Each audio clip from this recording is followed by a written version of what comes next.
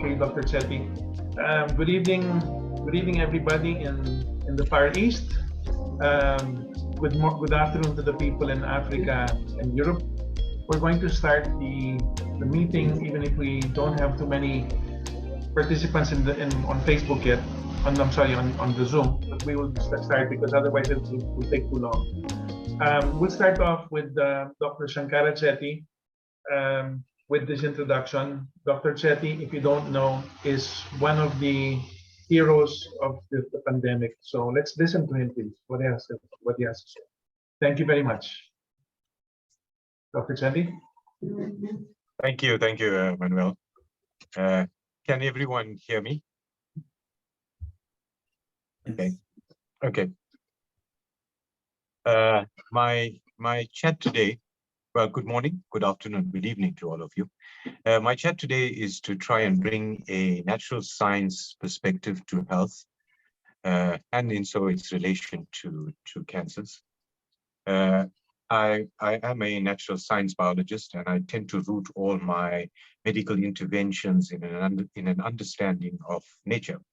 And nature has its processes, and these processes do not need randomized double-blind clinical trials to prove that they exist. So we all know not to plant in winter. So nature has certain rules and regulations that I think need to be highlighted, might prove to be controversial, but also need to be researched so that we can get a decent understanding of the human body, the processes that govern it, and of course, how to intervene when there is ill health. We've all seen recently that there has been an explosion of cancers around the world, cancers that are growing very rapidly and spreading very quickly. This is likely to be because of the affectation of the immune response by the vaccination process. And of course, we need to understand why that is happening to help save all these lives. So the talk today is going to be about my opinion on nature and how it influences our health. And I hope it will stimulate some healthy debate and maybe direct some research in more appropriate directions. To start with, I think we need to classify what we call a healthy diet, because this has been the biggest thing that people have been following in an attempt to get to good health. And we got to consider in that healthy diet, whether we are actually doing the right things and whether we're following the right principles in formulating such a healthy diet. Now, just as a broad understanding, the cell is the basic unit of life. So all living forms exist as aggregates of cells. So you've got animal cells and plant cells and bacterial cells. And so we'd look at the cell and try and figure from there what nature's intention is. Now, if you look at cells, they're either living or dead. And of course, we concern ourselves with those that are living. And if you look at living cells, they can be classified based on health into three categories. And every cell, no matter the human body or a plant, will fit into one of those three categories. A cell is either normal, and if it is normal, it properly fulfills the function for which it was made. So it's a heart cell being a heart cell and a kidney cell being a kidney cell. And that's a normal cell. If the cell is not normal, but alive, then it's either diseased or damaged. So you can take every cell in a human body and it'll be in one of those three categories, either normal, diseased, or damaged. Now, the aim to good health is to remove disease and damage timelessly.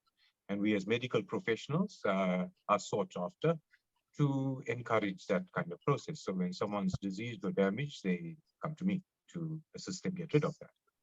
So it's the understanding of the removal of disease and damage by nature that is vitally important in formulating strategies going forward, in dealing with health, ill health, and in dealing with damage, cancers, and so forth. So looking at these cells, when you look at a healthy diet, I think that's a misnomer, because no matter what you eat, whenever you eat, you are nourishing all three.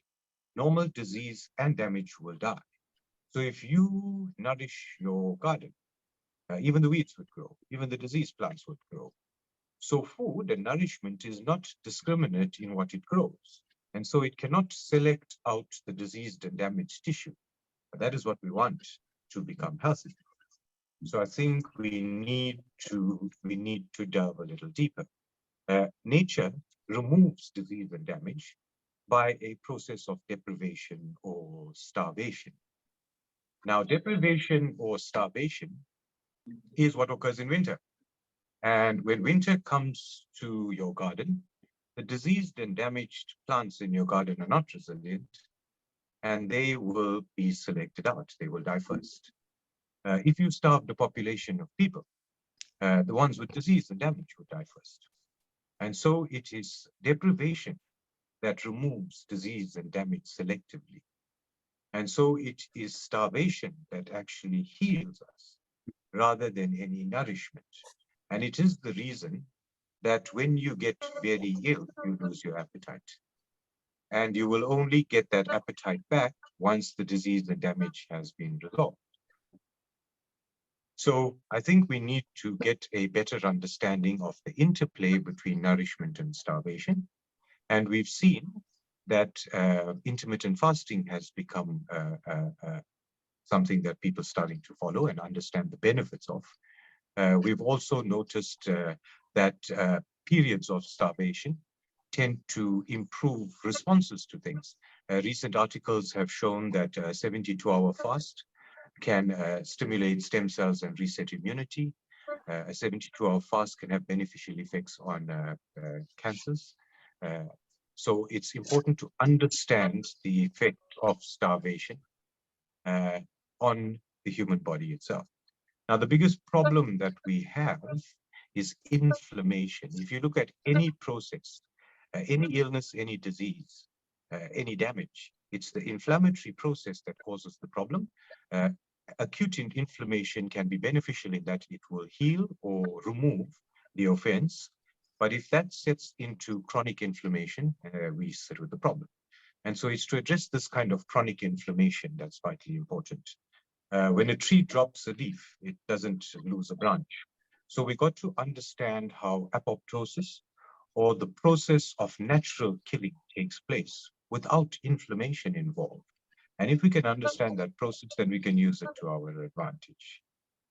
So it's vitally important to understand this interplay with nature. Now, the next thing I'd like to touch on, so I think I've brought some controversy to what a healthy diet actually is. And the next thing I want to look at is the way we actually eat and what's important in eating itself. Now, when you fertilize, let's look at a garden. When you fertilize a garden, irrespective, everything will grow. The weeds, the diseased plants, the damaged plants, and the ones that you want. So you have to weed and prune that garden before you actually fertilize it. So that's where the starvation comes in.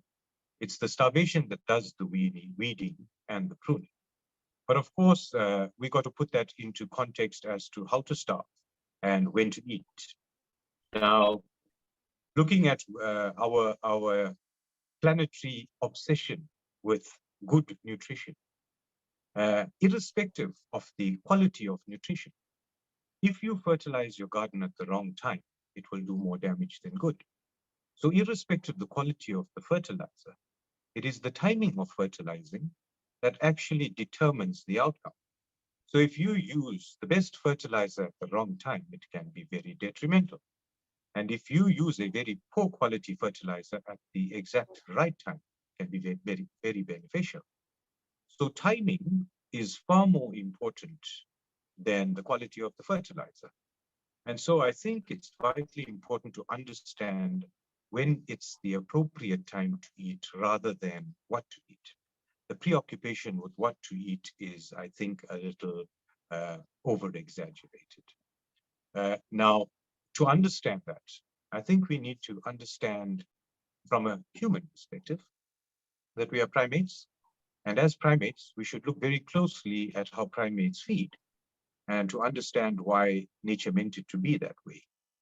Now, when you look at primates, they eat almost everything that humans eat, leaves, roots, fruit, veg, nuts, meat. They eat almost everything we eat. But there's two things that primates don't eat. Primates don't eat grass and grasses, and we do. We eat barley, rye, sugarcane are all grasses. And of course, I've never seen a primate milk a cow, so I think dairy is something we should restrict. If you look at the planet as a whole, the two commonest foods that I'd say a large majority of inhabitants are allergic to is both dairy and wheat. And if you wonder why, I think a primate can answer that question quite conclusively. We're not supposed to be exposed to those kind of things. Then as well, when you look at how a primate eats, he doesn't have a high carbohydrate load in whatever he eats.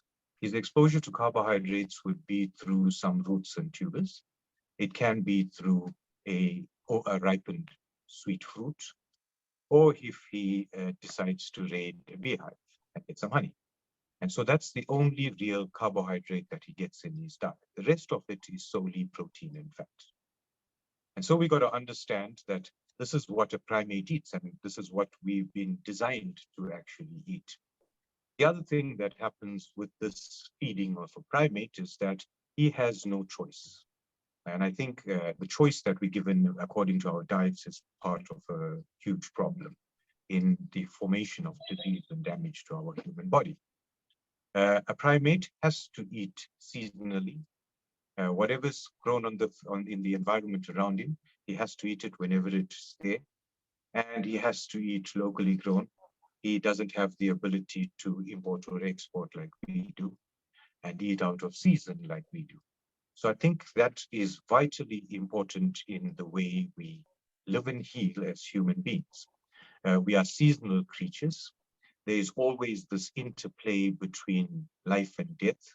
And it's the understanding of this interplay between life and death that will get us to understand the self-healing, restorative potential of the human body. And so I think that the timing of eating and the understanding of starvation is vitally important. More important actually than what we actually eat, because what we eat and is really the environment that we live in. Food is part of this environment.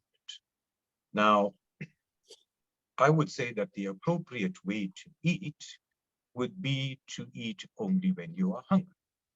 That would be the right time or the appropriate time to nourish the human body. So, like your garden, you would first weed and prune it and then fertilize it. So, I've been teaching my patients over many years to make sure that hunger is the first thing in their day before they indulge in any eating. So I don't encourage patients to have breakfast. I think that's a mistake. I encourage patients to get up and get on with their day until they find that they are getting hungry. And once they find that they're hungry, they can sit to eat. When they eat, they must make sure that they eat things that are seasonal and locally grown. And they must eat to the point of satisfaction, because after all, that's the aim of nutrition. And they should restrict their periods of eating to 8 hours in a day. So from the time you start, 8 hours later, you stop. But you make sure in those 8 hours, you got sufficient nourishment or sufficient satisfaction from the nourishment that's in front of you. Now, just to put perspective, seasonality, one, we understand the summer fruit in summer is very good for you. It can be detrimental in winter. So you got to eat the nourishment you need for the season. And of course, when you look at locally grown, the ground in a specific area has certain nourishment. Certain plants will grow there and certain won't. Those that thrive have to withstand the local environmental and climatic conditions that are unique to that area. And if you eat those fruits, then you will be resilient for that same environment. So people can tell you that the fruit from another environment is sweeter, but it's sweeter for the people living in that other environment. And you're meant to eat the sour one if you want to thrive in your environment. So I think we've become a bit too picky about our taste. That has caused a lot of problems. Just to give two simple examples as to how this pans out in nature itself. If you look at wild animals tend to eat this way. They get up and they're not preoccupied with food. They're more interested in socializing, playing, peeing, that kind of thing, until they are hungry. And when they are hungry, they will start to eat. They do not stop until they are satisfied. So they don't keep food for another meal later on in the day. So you never see a monkey keeping 2 bananas for dinner. He makes sure he eats till he's completely satisfied, because it's that satisfaction that suppresses hunger. You cannot suppress hunger in any other way. It's something where you eat till you're satisfied and then you don't crave food anymore. So these animals eat in this way. So essentially what they are doing is weeding and pruning their bodies with an early start to the day with starvation, and then feeding their bodies. So they remove all the diseased and damaged tissue in their body that they might have picked up yesterday very timeously, and never give it a chance to thrive. And so when you look at wild animals, they die of old age, they die of predation. Very seldomly do you find them dying of disease or damage. And we don't find the need to mass vaccinate all of them. When you compare them to your domestic animals, cats, cows, sheep, dogs, horses, they're having all the problems we are having as human beings. And they're getting liver diseases, cancers, heart attacks, strokes, all the things that human beings suffer with, we're finding it in our domestic animals. But it can't be the food, because I don't indulge in dog food. So when you look at it, the reason for this is that they do not wait for hunger before they eat, they are fed. They have a timing to eat. And so even if they're not hungry, they feed themselves. And if, like human beings, with breakfast, lunch, and supper, and so we keep growing the disease and damage and not giving starvation a chance to weed and prune it. And that's the reason we see all these diseases in all the domesticated animals. As well, you can see this example if we look back generations. Generations ago, people did not have breakfast. They lived in more in communal lifestyles, and ate seasonally and locally grown. And as well, they didn't have breakfast. They went out and worked, and when they were hungry, they came back and ate till they were satisfied. And so the period of eating was shortened. Remember, at that time, the nutrition, they had very little choice with the nutrition. It's what's seasonal and locally grown that they were forced to eat. And of course, a lot of people lived in poverty and could only eat what was economically viable for them. However, if you look back generations, we never had these problems with chronic illnesses, metabolic syndromes, cancers, all that kind of thing. And we've got to look at why. Because we've improved nutritional quality and we've improved access to food, but we haven't improved the general health of the population. So they were actually healthier than we were, simply because they weeded and pruned their bodies every single day of all the damage and disease they picked up the previous day before they fertilized all the normal that was left after that.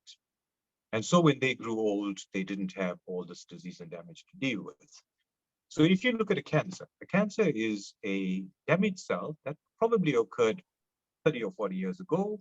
It was one cell that got damaged. Why it got damaged is really irrelevant, whether you drank or smoked or exposed to a chemical or whatever it is. It was a cell that got damaged. And if you starved yourself every day before eating, that cell would have been put under stress, and being diseased or damaged wouldn't have been as viable and would have died. But unfortunately, we've spent 40 years feeding it timeously with breakfast, lunch, and supper, and now it's grown into the largest weed in your body. And so it takes over your life. So I think this shows us the importance of understanding nature and understanding where we as human beings need to intervene. Like I said, there was a study that showed that fasting had great benefit to health and to the suppression of cancers. There was also research that showed that a complete carbohydrate restriction to a diet can cause cancers to go into remission and to actually start to disappear. Because cancers tend to get their nourishment from carbohydrates, glucose especially, and they use a process of fermentation because of their mitochondrial damage to actually keep burning energy or keep making energy. And if you restrict that glucose, in whatever form it might be, starches and the rest, you can starve that cancer and it will start to die. And so this effect of starvation on cancers is actually, or calorie restriction on cancers, is vitally important to understand. When you look at animals as well, they do things automated. They live in environments, they have to eat what's there, so they have no choice. And I think with human beings, the choices are where the problem lies. We're taught to eat breakfast, lunch, and supper. We're taught to eat specific things for breakfast, lunch, and supper.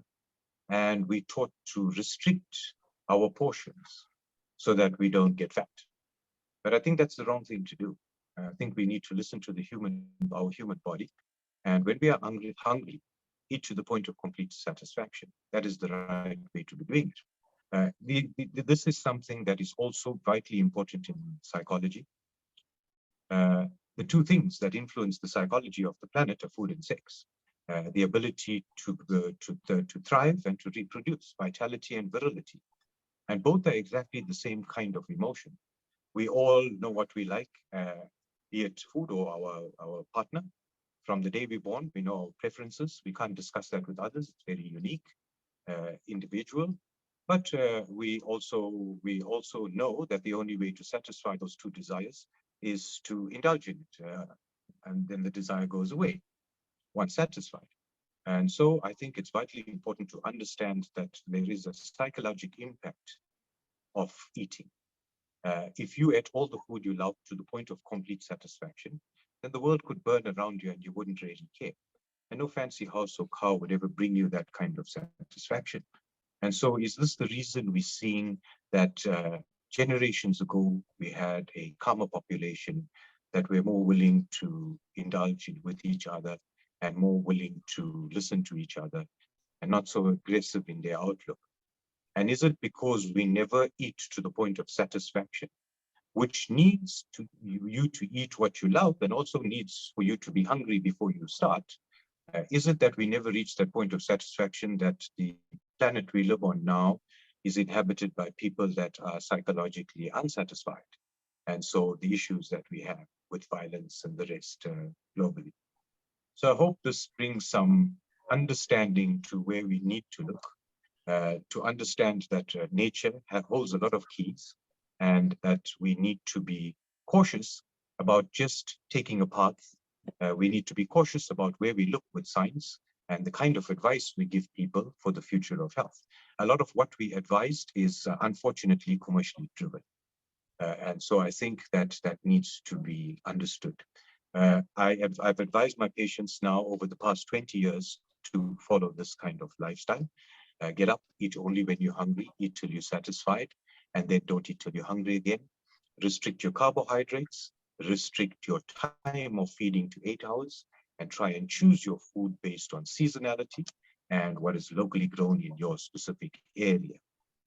And I've seen some amazing benefits with it, both in restoring metabolic health, but also in getting patients off diabetic medication, reducing patients' antihypertensive medications, patients starting to get off antidepressant medications because of being more satisfied with their day by eating to the point of satisfaction. I've had patients completely get off diabetic medications. And of course, so when you look at from a dietary perspective, I think the timing is most important.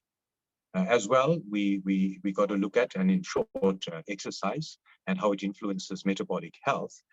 It's important to realize that exercise impacts on your metabolism, not through the length or intensity of exercise, but not through the length of exercise, but more through the intensity of the exercise itself.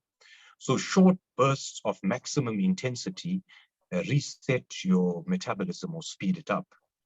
And so spending 2 hours at the gym will train you to be stronger and do what you're doing a lot better, but it's not going to impact on your metabolism and speed it up.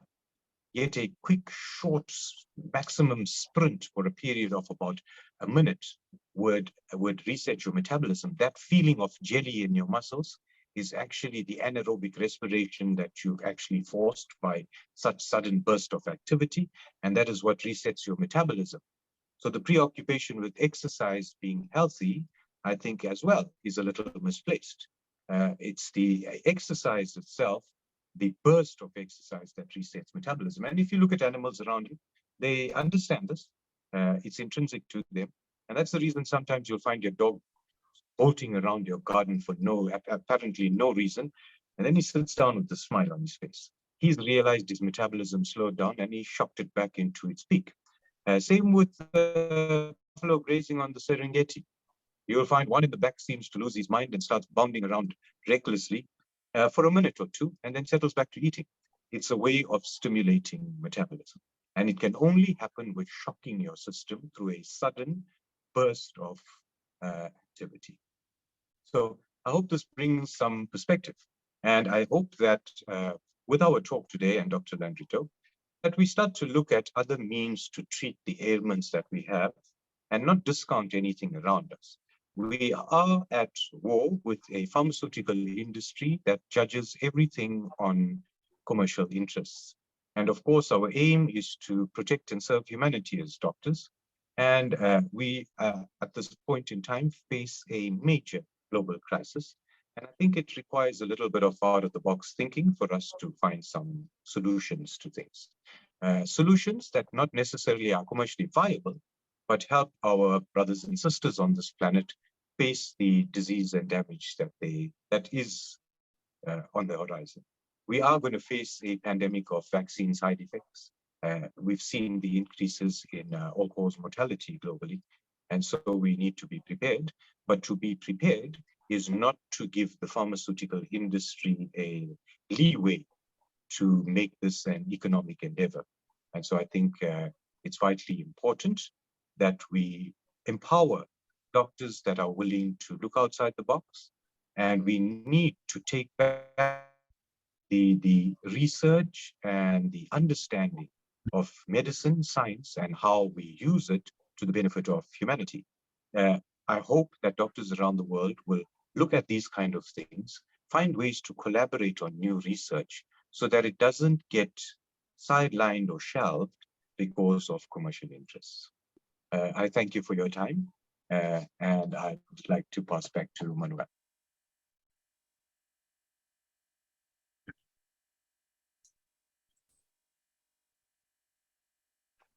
Manolo, I think you're muted. Sorry, thank you very much, Dr. Chetty.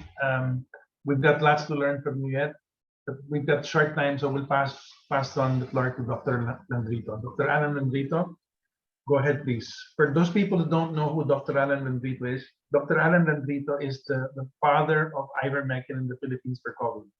He has been directly responsible for saving the lives of thousands of people. When I'm saying thousands of people, I do not exaggerate. Thousands of people. Go ahead, Dr. Landrito. Okay, thank you very much. Thank you very much, Manolo. Last time he was calling me the giant, now he's calling me the father.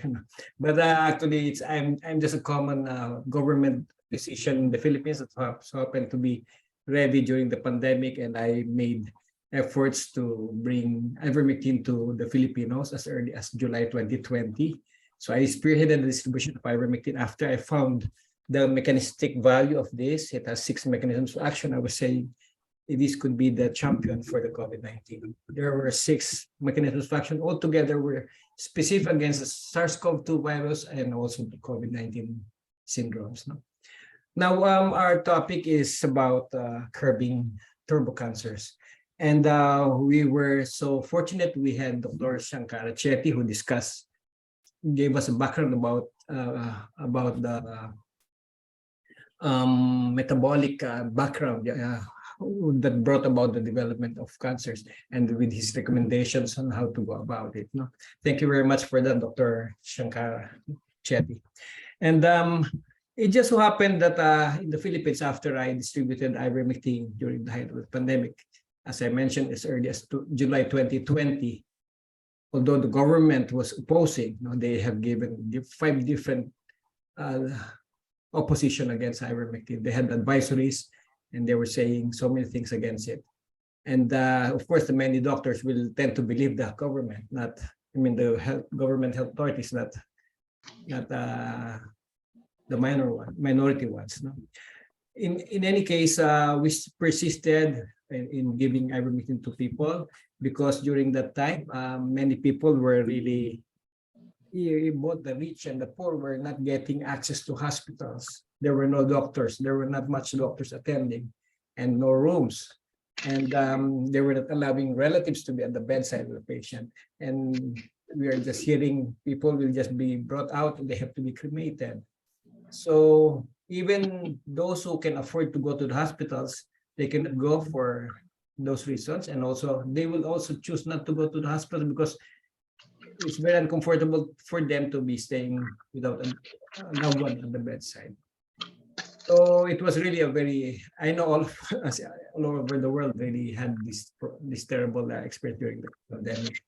But then we had very good experience in giving ivermectin. Some people didn't have any access to other medications. Like, for example, in the Philippines, they were pushing on remdesivir. And before they were pushing it on very high price, and many people cannot afford it. When we were giving out ivermectin, it was so cheap, everybody can afford it.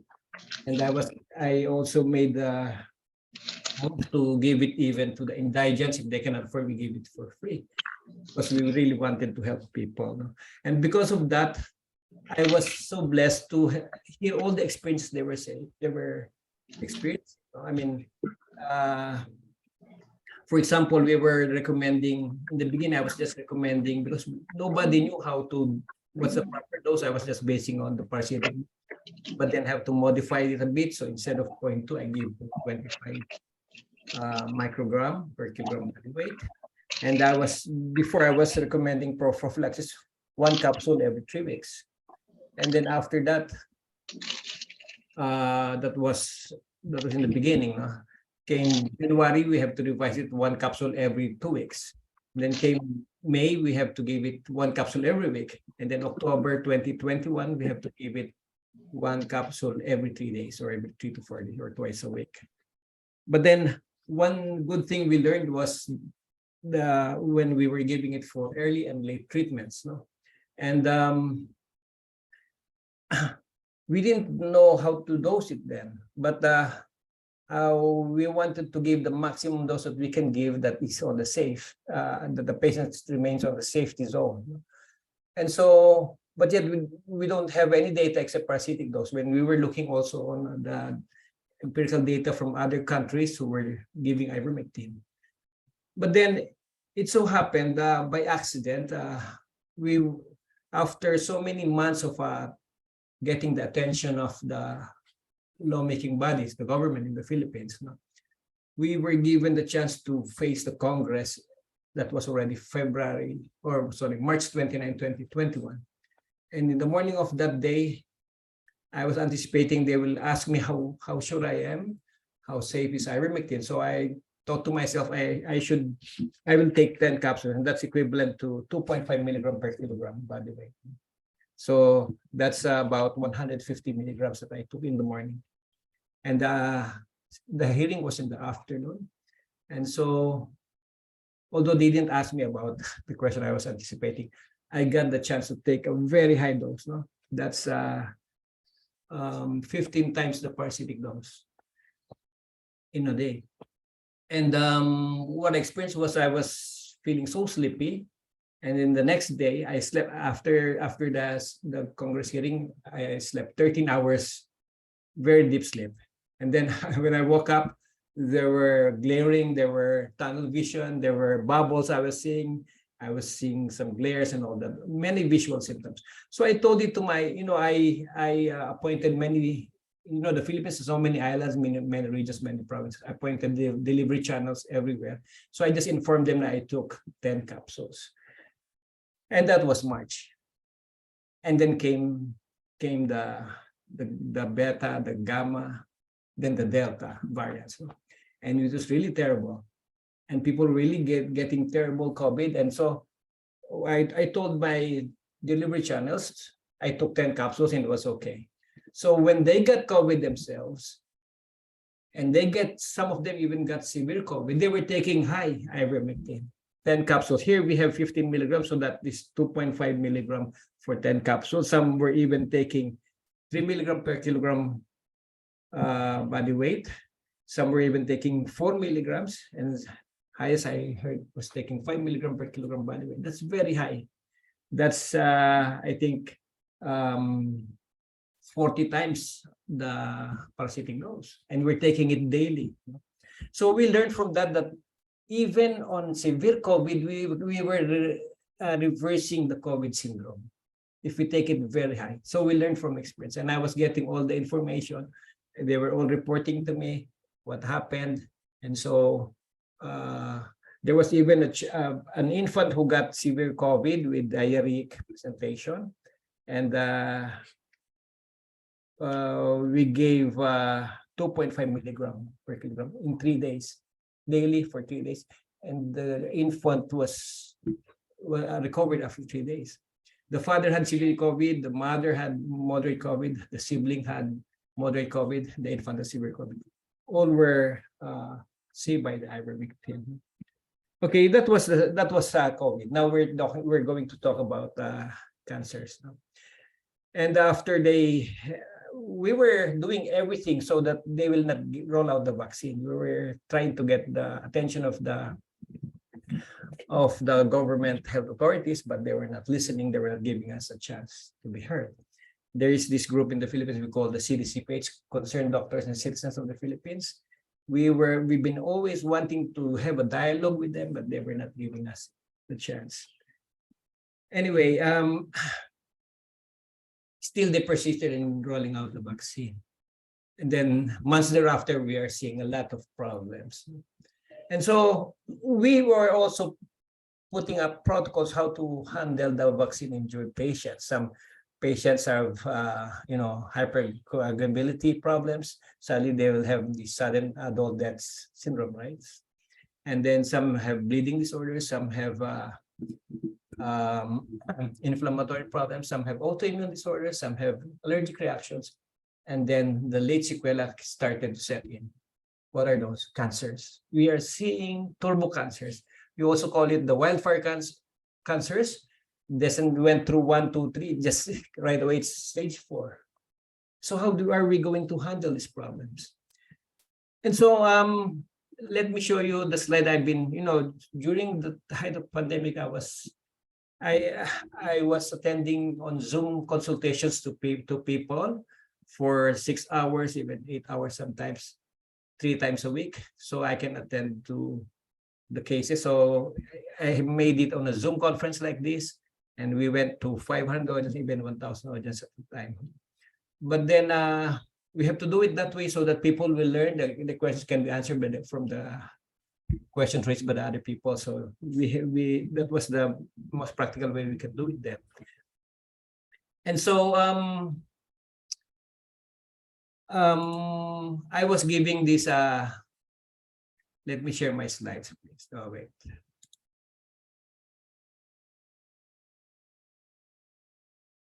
How do I share my slide? In my consultation, I was first giving a slide presentation for 30 minutes. And one of the slides is this one. I discussed the 4 properties of ivermectin: the antiparasitic, the antiviral, the immunomodulator, and the anti-cancer properties. So I'll just show this slide now. So this is what the slide I was showing that time. You can see ivermectin there in the center. Can you see my slide? Yes, we can, doctor. Yes, we can. Yes, we can, doctor. So you see the ivermectin there in the center. It acts on cancer stem cells. It acts on combination therapy. That means you can combine it with chemotherapeutic agents. No? It reverses multi-drug resistance. And there is this cancer cell death that it can bring about. It can bring about cell death through apoptosis, autophagy, and pyroptosis. So apoptosis, this is actually programmed cell death. Normal cells will have apoptosis. That's for the normal cell. The problem with the cancer cells, they lost apoptosis, but ivermectin will restore that one. So at a certain period of time, cells will have to die. It has a specific lifespan, and according with the cellular turnover, then it will be renewed by the coming new cells. But the old ones have to die. But in case of cancers, they lost that capacity for apoptosis. But ivermectin will restore that one. Also, ivermectin was found to be inducing autophagy. You know, chemotherapeutic agent may induce cancer cell death, but if there's no autophagy, what happens to the dead cells? So many dead cells will be there. It will cause a lot of problem. But ivermectin will induce it by whatever mechanistic way, maybe enhancing the macrophages giving it more power to perform autophagy. And then pyroptosis. Pyroptosis is a process whereby ivermectin increases reactive oxygen species generation that will lead to these cell deaths. But then, if you look into another pathway, that's PAK1. Can you see that in the pink? PAK1, when we look about what is PAK1, this is actually abbreviation of P21 activated kinase 1. It's a serine threonine kinase required for growth of, you will be impressed by this, 70% of human cancers. So 70% of all non-human cancers, such as prostate, colon, breast, even neurofibromatosis, is going through this P21 activated kinase 1, PAK1, and certain other pathways involved with PAK1, AKT, mTOR, WNT. These are all stuffs known by oncologists. It's so technical. I myself am not an oncologist, so I don't know all of this. But we can read through so many literatures. We can appreciate that ivermectin is acting through these pathways. There are several other pathways, and I have a long list of it. I didn't mention here, but this is how practical ivermectin can be in using against cancer, and I will relate to you later on how we're using it. So, and the effect will be the anti-cancer effect. It will affect cell cycle arrest, suppression of proliferation, metastasis, and even angiogenesis. Okay. So I came across one study when they used ivermectin on HeLa cells. HeLa cells, by the way, are the first successful attempt to isolate, to immortalize an isolated human-derived cancer cells. This comes from cervical cancers. They gather the cervical cells, cancer cells, and they were able to immortalize it.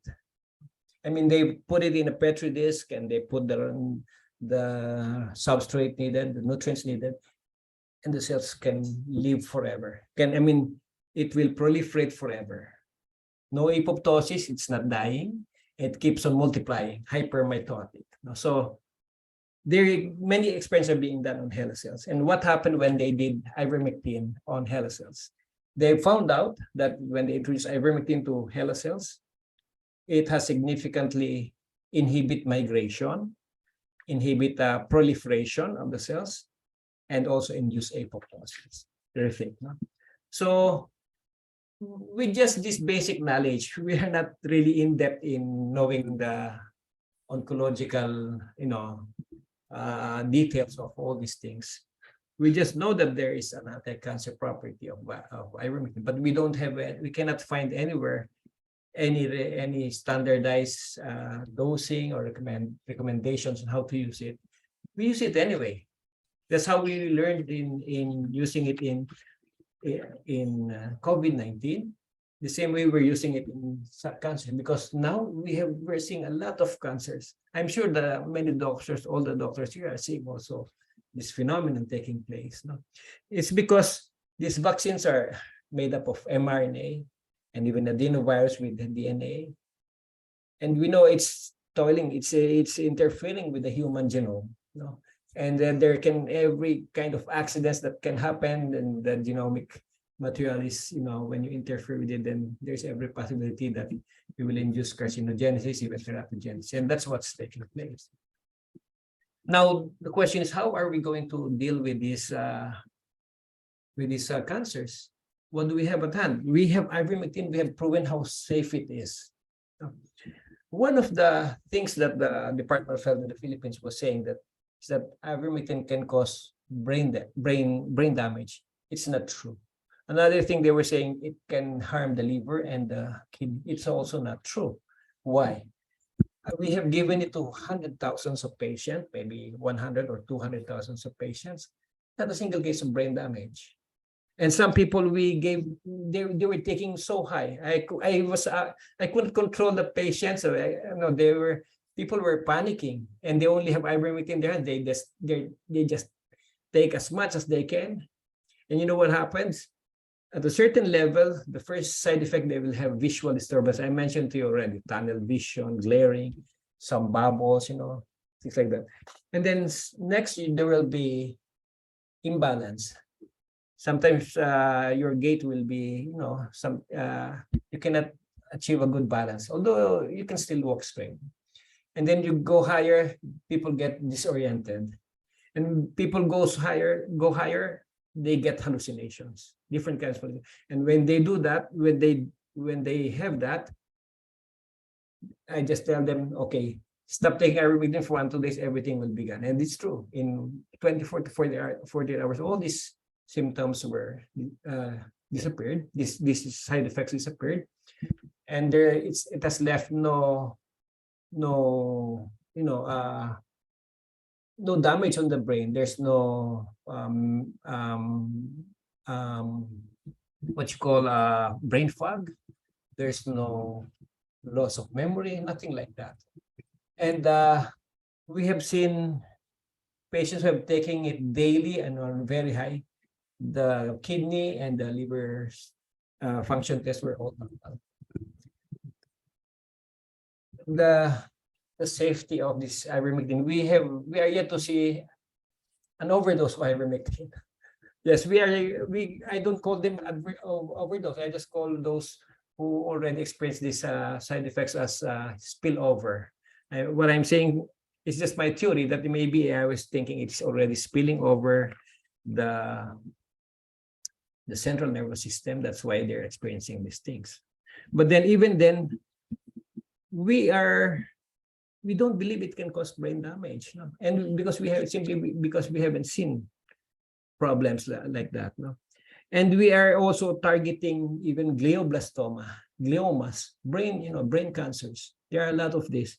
And how can we do that? We have to allow ivermectin to cross the blood-brain barrier for it to do its function. And we are not afraid anymore because of our experience. And I was looking into another paper on leukemia. Ivermectin increases the intracellular chloride ion concentrations in leukemic cells. Now, these chloride ions, they were saying it is on the gamma aminobutyric acid chloride channels in other organisms, not on humans. No? That's why, on the parasite, that's why parasites are that's why the parasites are being succumbing to ivermectin. But in leukemic cells, they have also found that it increased intracellular chloride ion channels, and this chloride influx actually is accompanied by plasma membrane hyperpolarization, but it did not change the mitochondrial membrane potentials. This is very important because now if we look into cancers, many research are taking place now, a number of it, not really that many. They're looking into the metabolic basis of cancer, not doing as has been done on the paradigm that cancer is due to genetic problems. They were seeing it is due to metabolic derangement. Metabolic, how we have been taking our nutrition in the wrong way, just like Dr. Chetty was discussing. and then the metabolic, the disruption on how we get energy from the nutrients is disrupted. There is a gradual disruption of what we call the oxidative phosphorylation. In the Krebs cycle, our cells derive energy from the present within the presence of oxygen, right? But then in cancer cell, they have found out it goes into another pathway, doesn't need oxygen. That's why cancer develops on anaerobic conditions through a gradual compensatory fermentation mechanism. And so they were just, Dr. Chetty, I also mentioned not to take too much of these carbohydrates. No? This is one way of approaching cancer. And then he was also saying about autophagy when we do fasting, he was mentioning just take 8 hours of eating and then 16 hours you have to do fasting. That's intermittent fasting.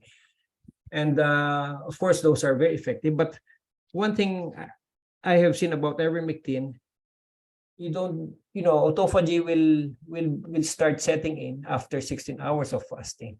But if you're taking ivermectin, autophagy already sets in after it has caused apoptosis, pyroptosis. It has killed the cancer cells. Through apoptosis, the cancer cells will die, and then there will be autophagy. You don't need to wait 18 hours before before achieving autophagy. So that's how we are seeing the mechanistic explanation of ivermectin.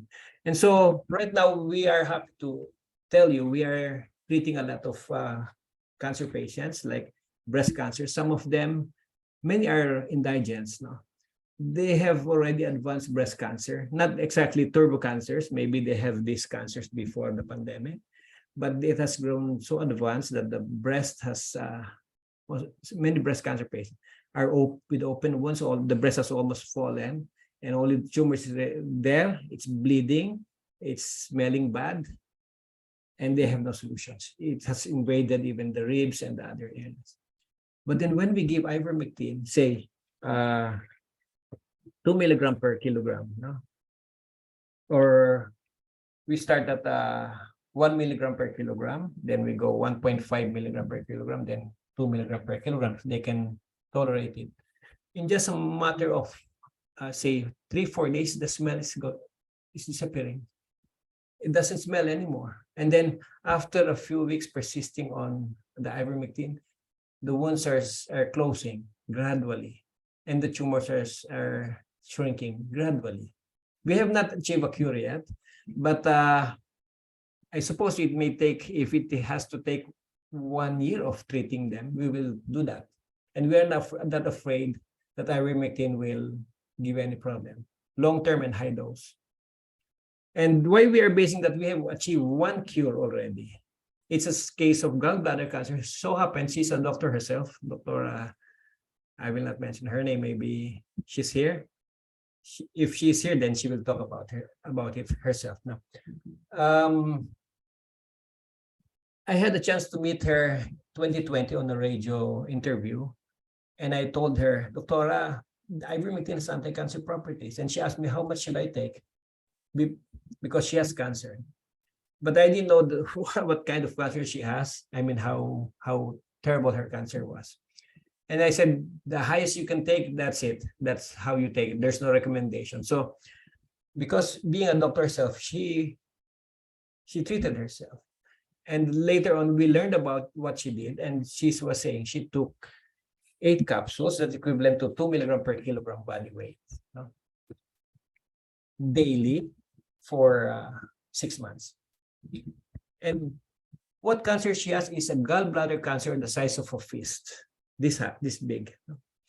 And on the first 4 days, she was having visual problems, visual side effects, but she persisted in taking it anyway. And then she said in 1 week time, it also disappeared, the side effects. And then for 6 months, she was taking it. And every month she was monitoring her creatinine and her SGPT, the kidney and the liver function test. Only those two tests.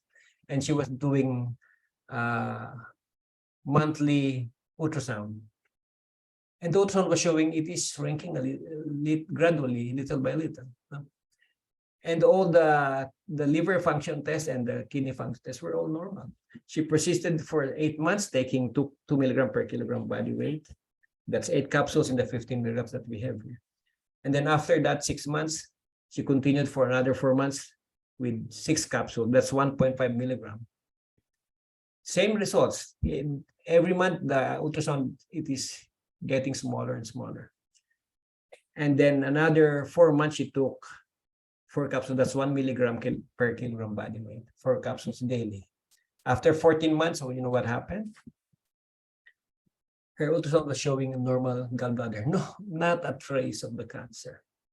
And yet her creatinine and her SGPT, the liver and the kidney function tests were all normal. So because of this, and I am also partnering with Dr. Aisha, we are treating cancer patients today. We have not really been that methodological about it, unlike Manuel here. He has done really a methodological approach because we have so many patients, we could not even monitor them daily. And on even weekly, sometimes we just wait for them to call. But of course, we are not saying ivermectin will treat all the cancers. As I was saying, 70% of all cancers, all known human cancers, are going through the pathway of the PAK1, and 70% of and ivermectin practically inhibits PAK1. So it is a very potential for has very high potential for treating cancers. And I'm sure tonight you will be hearing also another one that I was saying there can be a marriage between ivermectin and lactoferrin, another very amazing product, but I have not much experience with it except for one patient, and maybe Manolo will speak about it or another one. And also the metabolic approach in treating cancer. So we know that the surgical approach, even the bio itself, can cause inflammatory oncotoxins. So in a way, there's limit to doing that. If the cancer is not really delineated properly and we do surgery, there is every possibility we are exposing the patient to spills of these cancers. And we know chemotherapy is really harming the all other cells, and as well as radiotherapy, the adjacent cells are also being harmed. And the immunotherapy is also not really that effective. Now, I'm not saying this because I'm against this. No, I'm just saying the reality. And so the metabolic approach now becoming popular, although it's still minority. Like for example, Dr. Thomas Seafried. It may be the answer to cancers. And we have ivermectin, and we have other agents like Lactoferrin to help us. With that, I'll just reserve for the question and answer later. Thank you.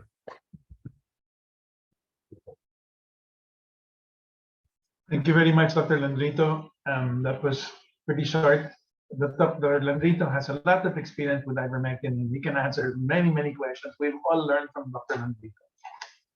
Next online with us is Larry. Larry is a member of one of the original members who started very actively treating COVID on his own, using a lot of Dr. Landrito's ivermectin. And since then, Larry and I have become very good friends. He joined us at IPK. This is another organization we did to treat COVID, and this is how we got into the Lactoferrin business. He'll now take over. Larry, please, go ahead. Hello, good afternoon, Dr. Chetty. Good evening, Dr. Landrito. And good evening, good morning, and good afternoon to our listeners. My name is Larry, and another doctor was supposed to make the presentation on lactoferrin, but unfortunately the doctor suddenly became unavailable. So I was asked to make the presentation, and I started my presentation only this morning, started working on it. But with that, I'll do my best. Just a brief background on where this understanding of lactoferrin started. It actually started way back in, well, the road to lactoferrin started back in April 4, 2020, when I learned from Chris Martinson of Peak Prosperity in YouTube about the Monash University in vitro experiment on ivermectin and on the SARS-CoV-2. The results was nothing short of amazing because within 48 hours, more than 99.9% of the SARS-CoV was neutralized, inactivated. So with that, I thought that the pandemic would end within 2 to 3 months because something was found that could completely, in effect, stop the pandemic. This was long before the vaccine was rolled out late that year. To my surprise, news about ivermectin was suppressed and censored, heavily censored. And then I came to know, initially, ivermectin was not available in the Philippines. So I had to get my initial stocks from the US through a friend. And then, fortunately, ivermectin became available in the Philippines through Dr. Landrito, and I came to talk to Dr. Landrito in January 2021. And our friendship has since blossomed and became stronger since then. Now, ivermectin is undoubtedly extremely and very, very effective against the SARS-CoV-2 that causes COVID-19. Whether it's used as a prophylaxis or as a treatment for COVID-19, it works wonderfully. One thing noticeable, though, is that as the virus mutated and changed and the different variants emerged, there were indications that higher and higher dosage of ivermectin was needed to treat the emerging variants. And one effect that had on me was that I was very concerned about that when I was listening to what Geert van den Bosch explained about the need to stop giving vaccine in the midst of the pandemic, and the concern he had about future variants, which would not only have achieve immune escape, but would also have, well, the virus could become more pathogenic, more virulent. So in addition to being extremely infectious and achieving immune escape, it would also become more virulent. So that was always at the back of my mind as I watched that the dose of ivermectin kept increasing with every succeeding variant, primarily because the viral load of every variant was also increasing exponentially many times over. So that kept me on the lookout for something that we could also add to the use of ivermectin in treating COVID-19, should that variant finally emerge. At the same time, although ivermectin was extremely effective as a prophylaxis and treatment against COVID-19 in the Philippines, I had this difficulty that people I know who were outside the Philippines had no access or had extreme difficulty in getting ivermectin. The few times that we were able to send ivermectin to them, those were wonderful moments, because we know that with every ivermectin shipment that we make, always sent us accompanied by baggage with somebody leaving for Europe or for the US or Canada. Those ivermectin could save health and lives. But the problem was always there was never enough where when it was needed in these places. So when I first heard about lactoferrin used together with diphenhydramine as possibly effective against COVID-19. That got my attention. One of the beauty about ivermectin is that it can be used during the viral phase of COVID-19, as well as in the immune dysregulation phase of COVID-19. And that I thought was nothing short of amazing, because where in effect, ivermectin was a perfect medicine that you could use as a prophylaxis before COVID-19, during the viral phase of COVID-19, and during the immune dysregulation phase of COVID-19.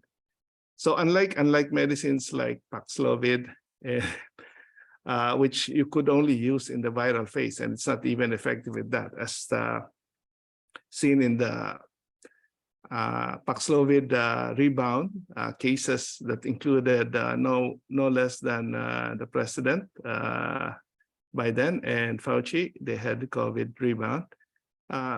There's no such problem with ivermectin. Okay.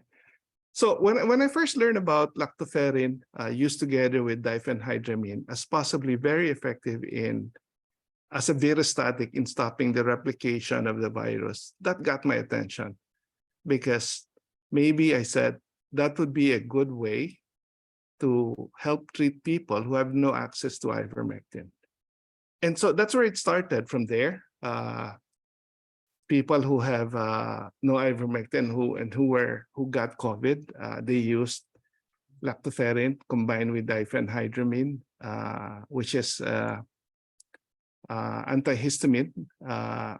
And those two combined were very, very effective as a virostatic in stopping and blocking the replication of the virus. What was also in my mind was that what if those two could be combined with ivermectin? And I thought, okay, what would be the effect if those two were combined, if those three were combined together? And I had my first chance of that when Omicron BA.5 came, because I had no reason to use those three with the BA.1 and BA.2. Those are very mild, but I was seeing a bit more severe cases with BA.5. So started using those, and as effective as ivermectin is, as effective as lactoferrin and diphenhydramine used together are, combining those three yielded amazing results.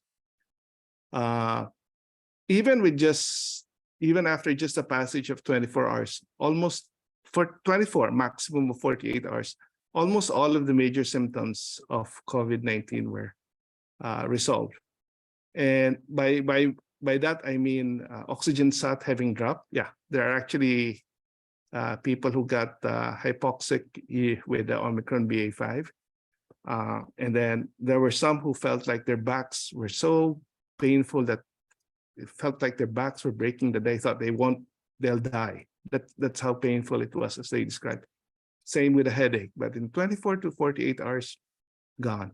In fact, the treatment was so effective that for those who had some cost issues or who have done some difficulty in getting all three, I would stop giving the lactoferrin and diphenhydramine after the major symptoms resolved, and I just continue with ivermectin, which is more easily be available in the Philippines, and continue it for a total of 5 days just to minimize the risk of long COVID, developing long COVID. Now, how effective is lactoferrin and diphenhydramine as a treatment for COVID-19 without ivermectin? It's very effective also. Essentially, lactoferrin on its own is a virostatic. Diphenhydramine on its own, as Dr. Chetty would probably know, is also a virostatic. But if one was to put those two on a scale, diphenhydramine would be 1/3 effective and lactoferrin would be 1/3 effective. But when you combine those two, they have a synergistic effect that makes using both extremely effective, much more effective than just using one or the other. So that was the starting point of lactoferrin.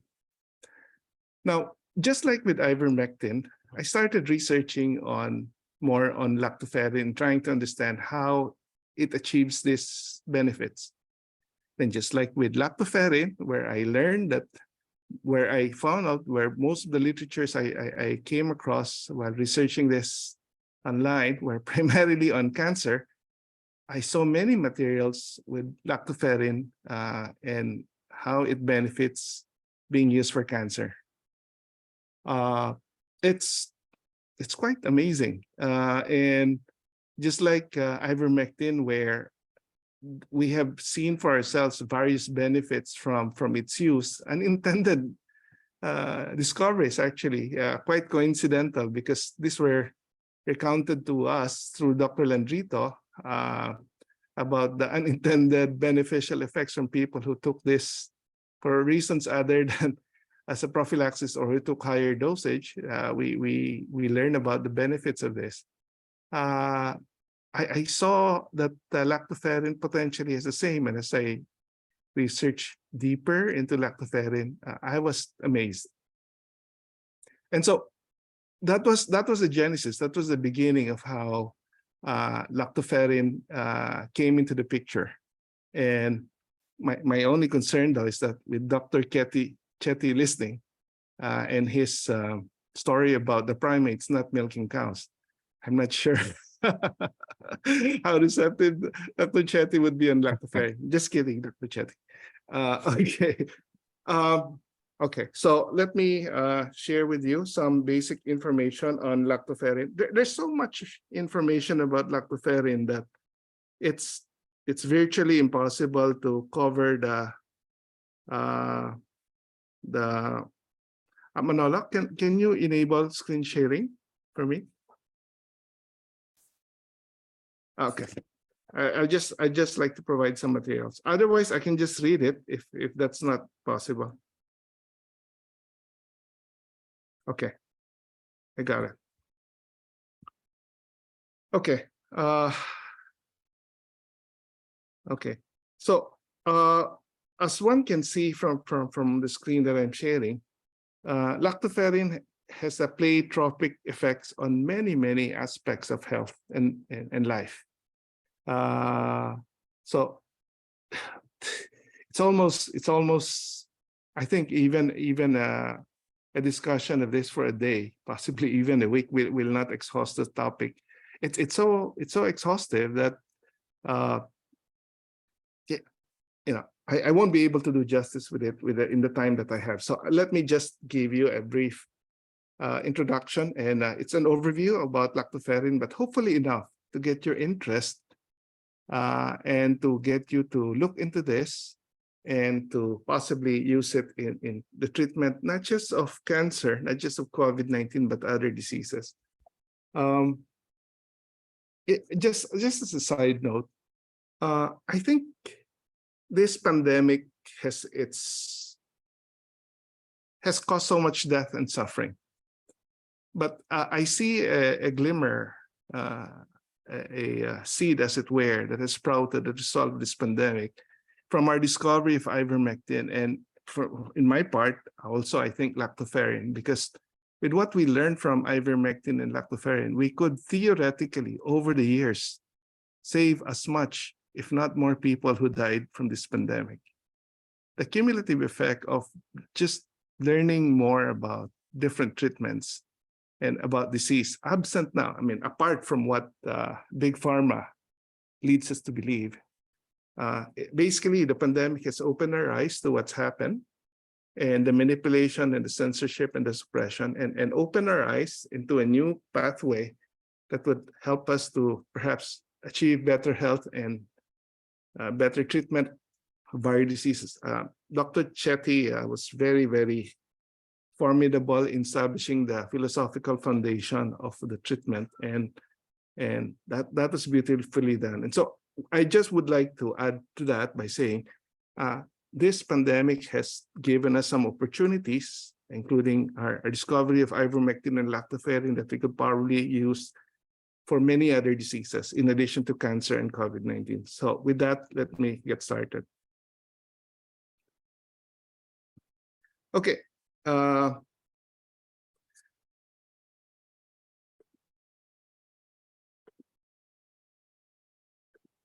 Okay, lactoferrin was first discovered over 80 years ago. It was discovered initially in bovine milk or milk from the cow, and then later on from human milk.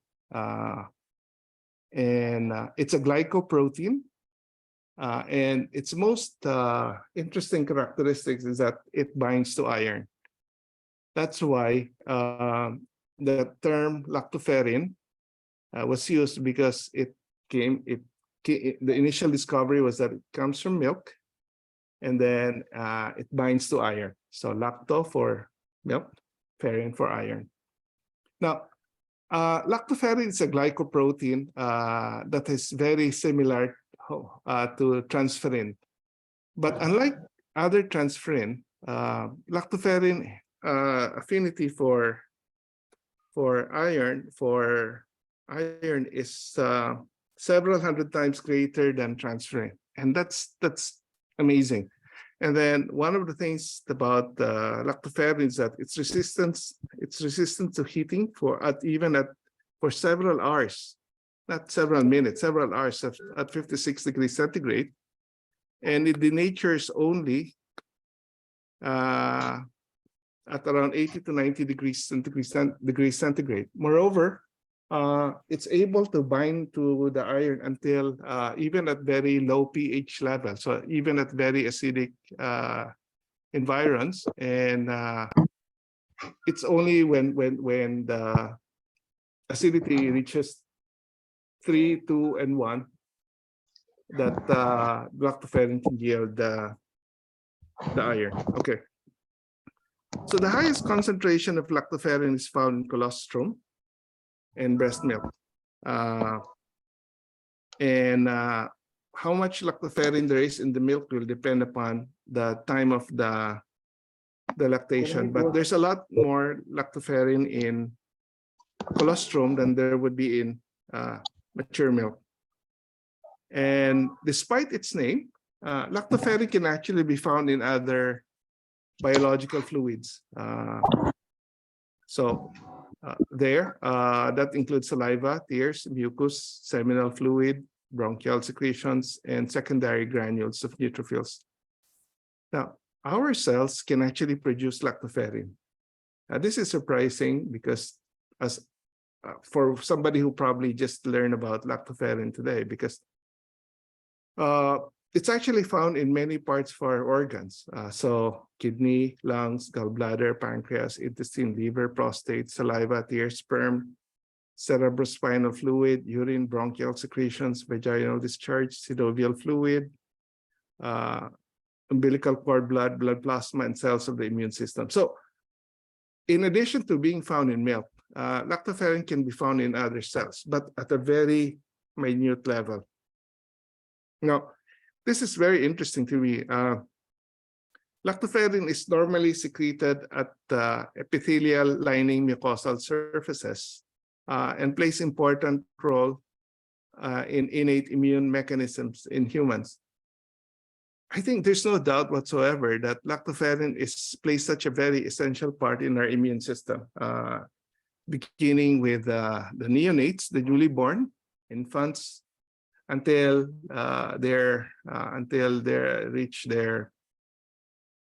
just before death. Lactoferrin plays a very important role in the immune system, and that will become evident as I just go through this quickly. Now,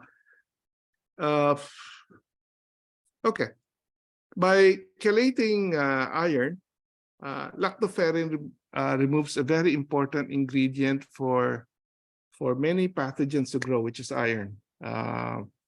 And that's why lactoferrin, depending upon the bacteria, can either be a bactericidal or bacteriostatic. It actually is the same with some virus. It's also very good virucidal or a virustatic. And then in addition to that, lactoferrin also can affect the electrical charge of certain compounds. But in the case of the bacteria, for example, it can destabilize the microbial membrane and prevent microbial adherence to host cells. So it has very good antimicrobial actions. And then lactoferrin is also an immunomodulator, just like to some extent ivermectin in the viral in the immune dysregulation stage of COVID-19. In effect, it enhances neutrophil endothelial adhesion interactions and neutrophil aggregations, reactive oxygen intermediate production, and chemotaxis. It's there. Now, there's a wrong impression by some that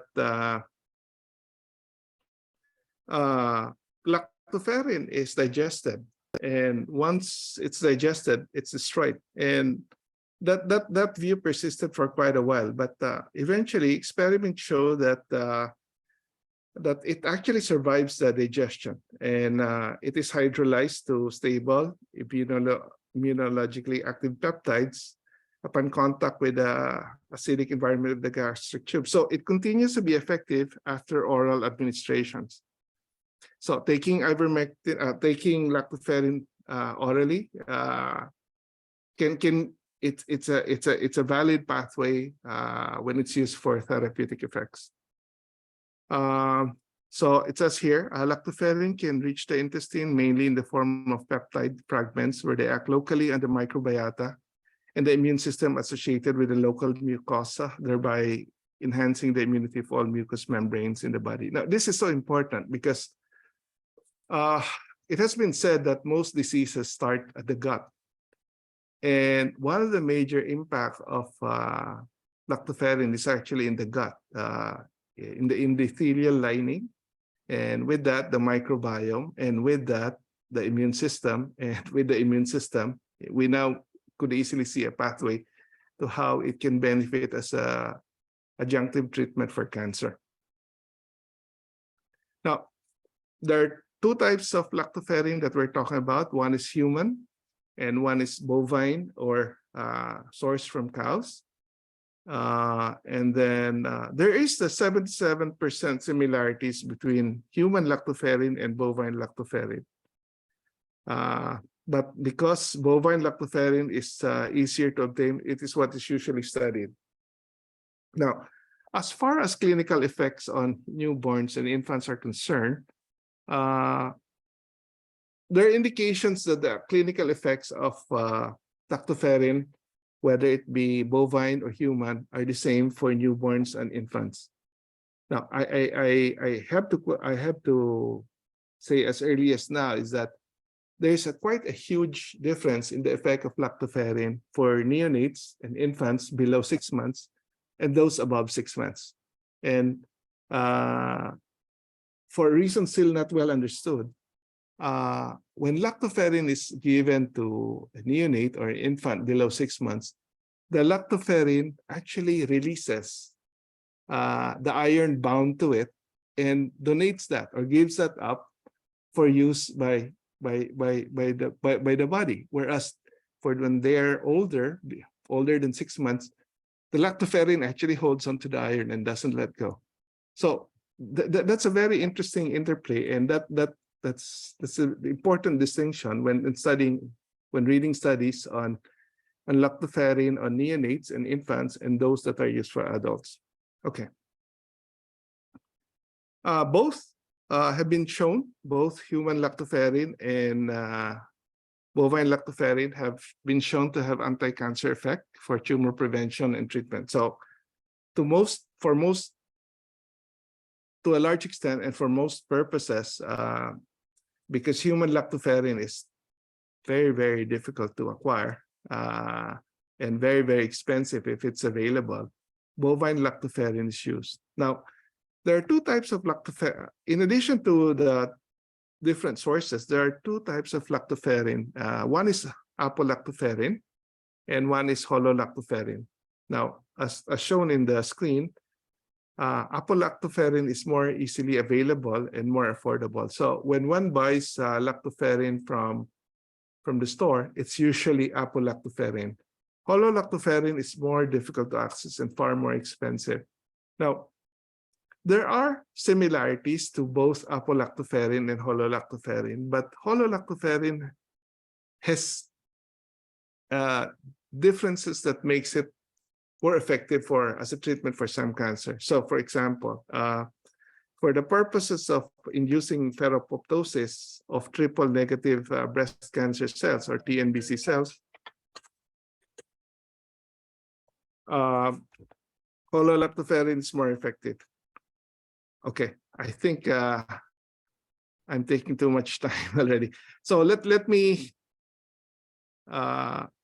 I'm just starting here, but let me go through it even faster. I'll be brief, Manolo. The quality of lactoferrin is of critical importance when it's used as a treatment. Not all lactoferrins are made equal. So some lactoferrin are better than the others. I have a lot more here that explains it, but I think we're running out of time. So Manolo, I'll stop here. If only for you to have more time to explain our cases and also for us to go to the Q&A. I'll reserve some of this if there's any question about this later on. Thank you, Manolo. Thank you very much, Larry. I'm sorry to cut you short. We just have to run very quickly to discuss the different cases so that we'll have time for the other people. No? Perfectly Anyway, understandable. Perfectly understandable. Thank you. Let me just start. I don't know if you can start seeing the case evolutions. Okay. Before we start, are you able to see my screen? Yes, we can. All right, very good. Before anything else, the first thing we talked about is the safety. First thing I want to talk about is the safety. When we started out, Dr. Landrito explained when we were first using the ivermectin, we've learned to start with. We actually did not know how to use ivermectin correct, and we started like everybody else. We started with low doses and we went high. And one of the first cases that we were involved with was with a fellow who was almost 80 years old. He came very sick with COVID, and he was a pretty big fellow, and he came on the 9th day. He was very, very sick, and the doctors wanted to intubate him immediately, and the wife in the end had to say yes to the doctors intubating him. But what we did, I asked the wife to talk to the doctors to see if we could give him ivermectin through the NGT. And we did. And Dr. Landrito was involved at that time with this particular patient. And we ended up giving this man 1.8 mg per kilogram per day. And he was intubated for 16 days. So that was the first, we're talking approximately May of 2021, where our group was consulted for this particular case.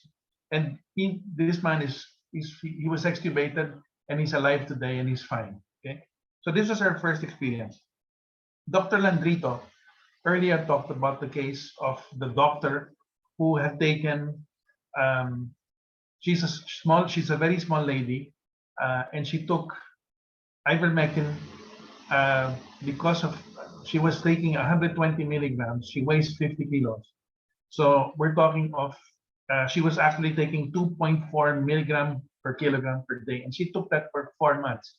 As Dr. Landrito explained, she had some overdosing. She had some symptoms of,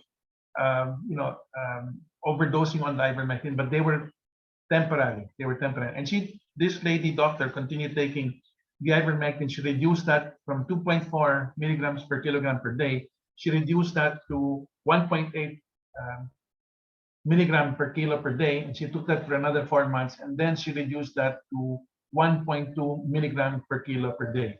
And as Dr. Landrito was explaining, she was constantly monitoring her liver function and her kidney function, and everything was normal.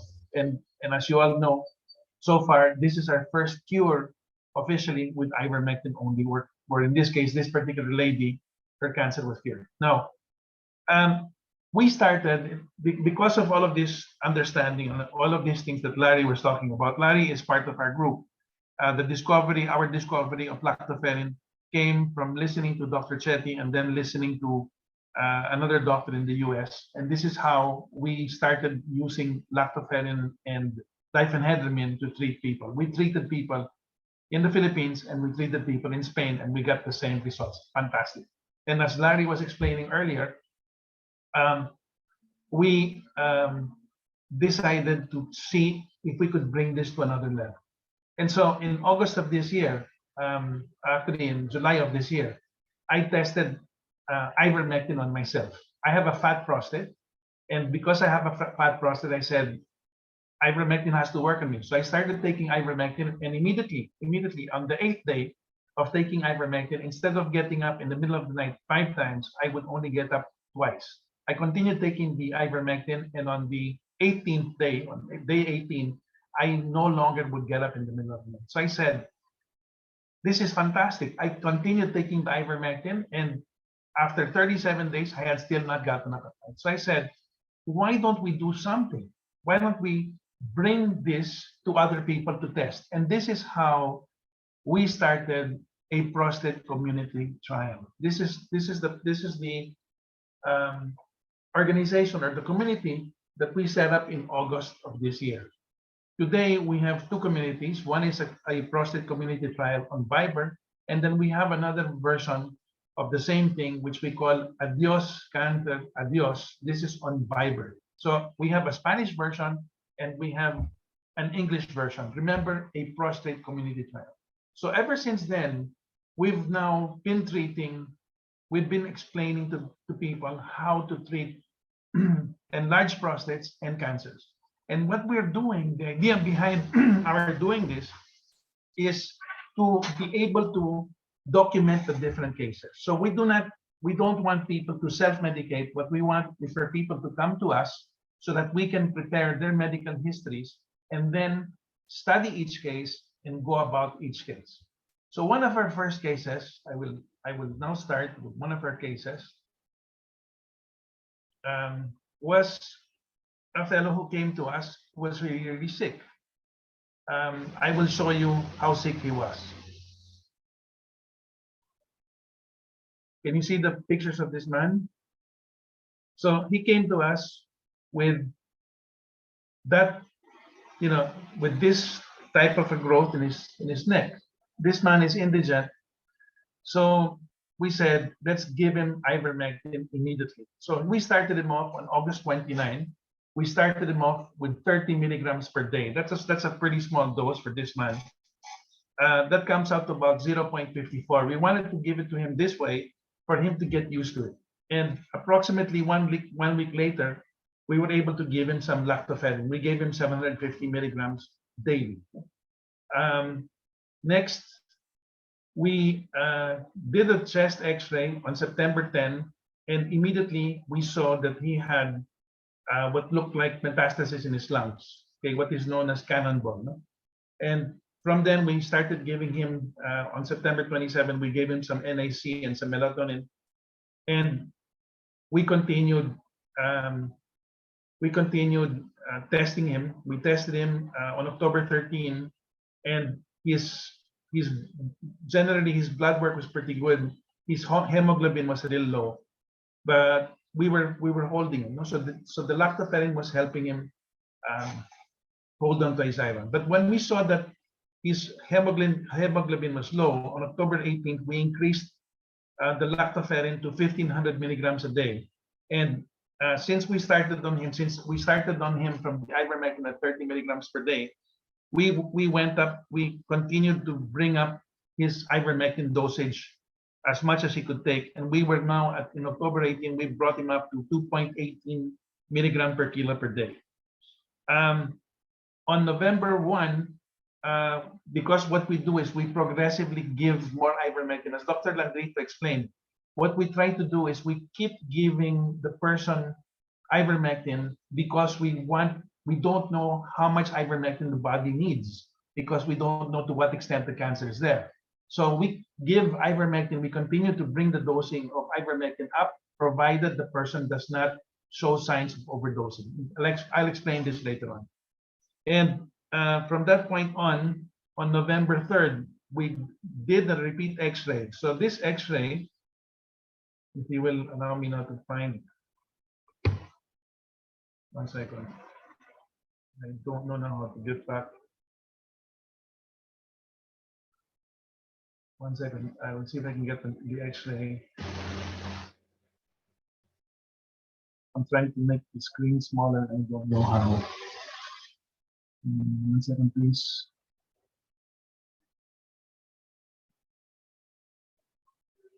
I'm sorry. I want to show you the X-ray that I have because it compares. 1 moment, please. Here.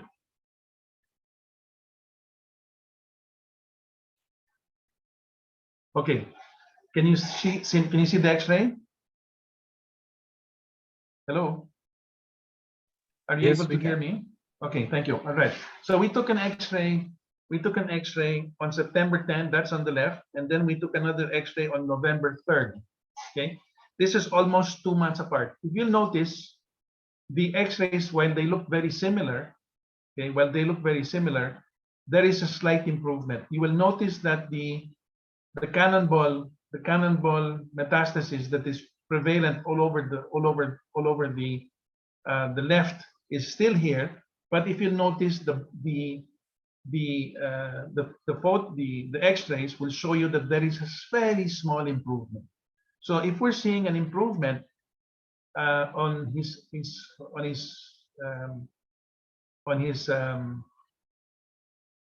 X-rays, then we know that the ivermectin and the lactoferrin is doing something. Now, I would like to go back and show you this photograph. You will see here that his tumor, while still very big, has actually shrunk. So we're now talking of a smaller tumor. What we also know is that this man is now capable of walking 2 kilometers every day. When we got to him, he was just lying down with a lot of pain. Ever since we've given him the ivermectin and the lactoferrin, he no longer takes painkillers. Okay, if you will notice, he actually looks younger now than he did when we started. So we don't have a cure. We still don't have a cure, but we have a fellow who's been taking ivermectin since August 29, and he is now at 2.45 milligram per kilo per day. And he is still not showing signs of overdosing. And the last I heard was that yesterday he was singing and he was dancing. So we don't know yet if the lactoferrin and ivermectin are going to work in his case. In his case, what we're seeing here, what we're seeing here is that this tumor that he had came out exactly 1 week after getting himself vaccinated from the first shot. Just 1 week. He had the small tumor to begin with, and 1 week later, it started growing. So this is one particular case. The next case I want to describe is this one here. This is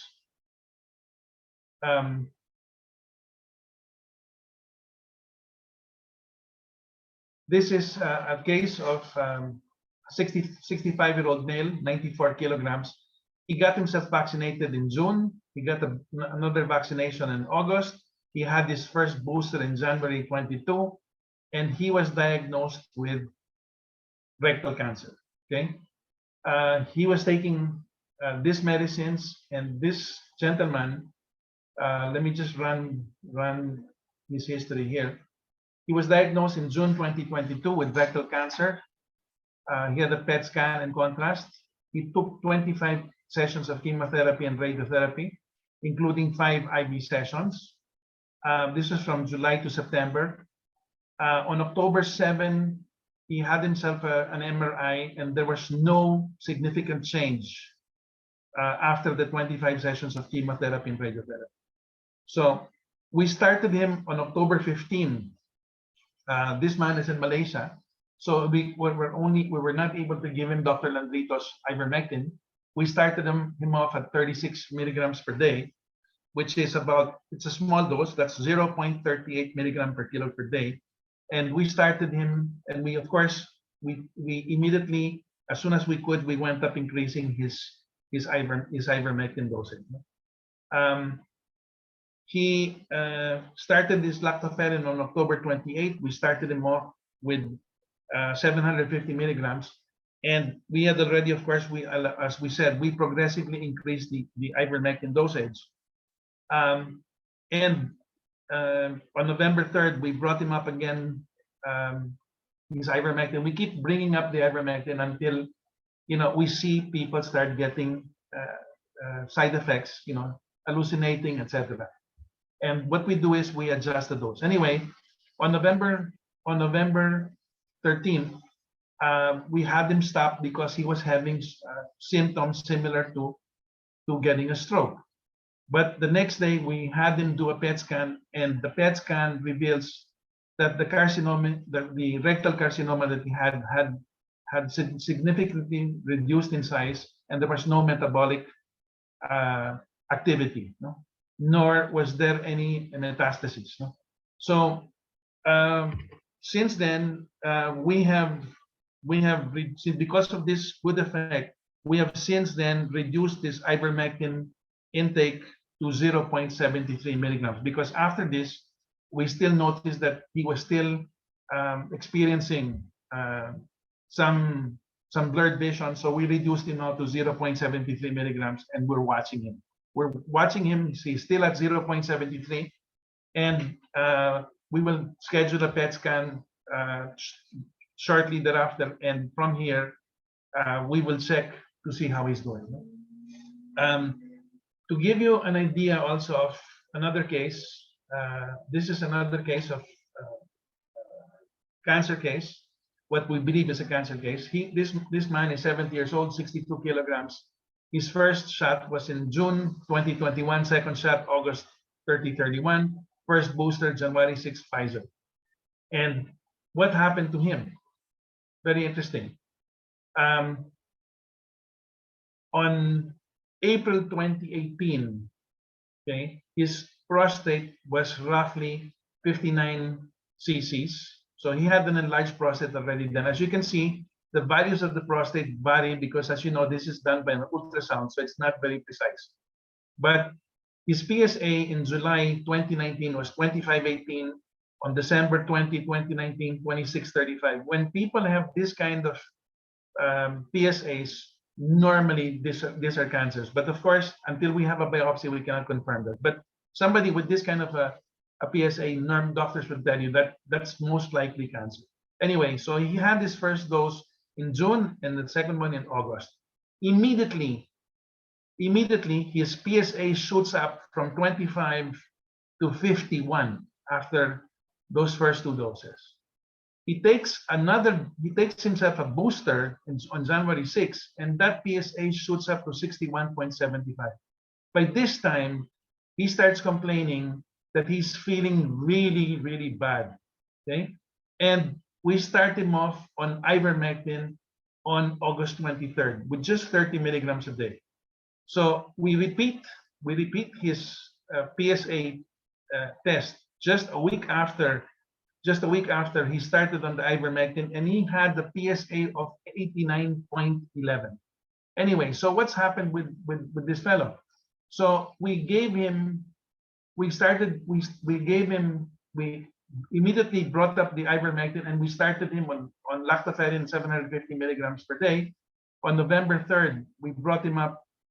I'm sorry, I'm talking of somebody else. We brought him up to we started him on ivermectin 30 milligrams per day. He immediately stopped urinating. About 2 weeks later, he stopped getting up in the middle of the night, and we went up increasing the ivermectin. We brought him up to 45 milligrams per day, and we started him at 750 milligrams per day. Anyway, so on October 5, this is when he goes to see his urologist. He goes to see his urologist, and the results are spectacular. What do we see? From the 89.11 that he had in his PSA on August 30, it was reduced to 10.94 only. So it's this 10.94 is actually less than 1/2 of his PSA in 2019. Of course, his doctor did not know we were giving him lactoferrin and ivermectin, but this is an indicator of how effective lactoferrin and ivermectin are together. Now, before we now have looked at two cases, one rectal cancer, one prostate cancer, which are showing very good effects. We still don't know if we have a cure, but we're seeing that it's really, really effective. So this is the combination of ivermectin and lactoferrin. Now, I will now take you to a different case where we did not use ivermectin and lactoferrin. This is one case where we used only lactoferrin. I will explain the case. Bernice is 42 years old. She weighs at the time of her getting sick, she was weighing about 48 kilos. Okay, and she has lost weight, and she took her first box in November 2021, a second box on November at the end of November 2021, and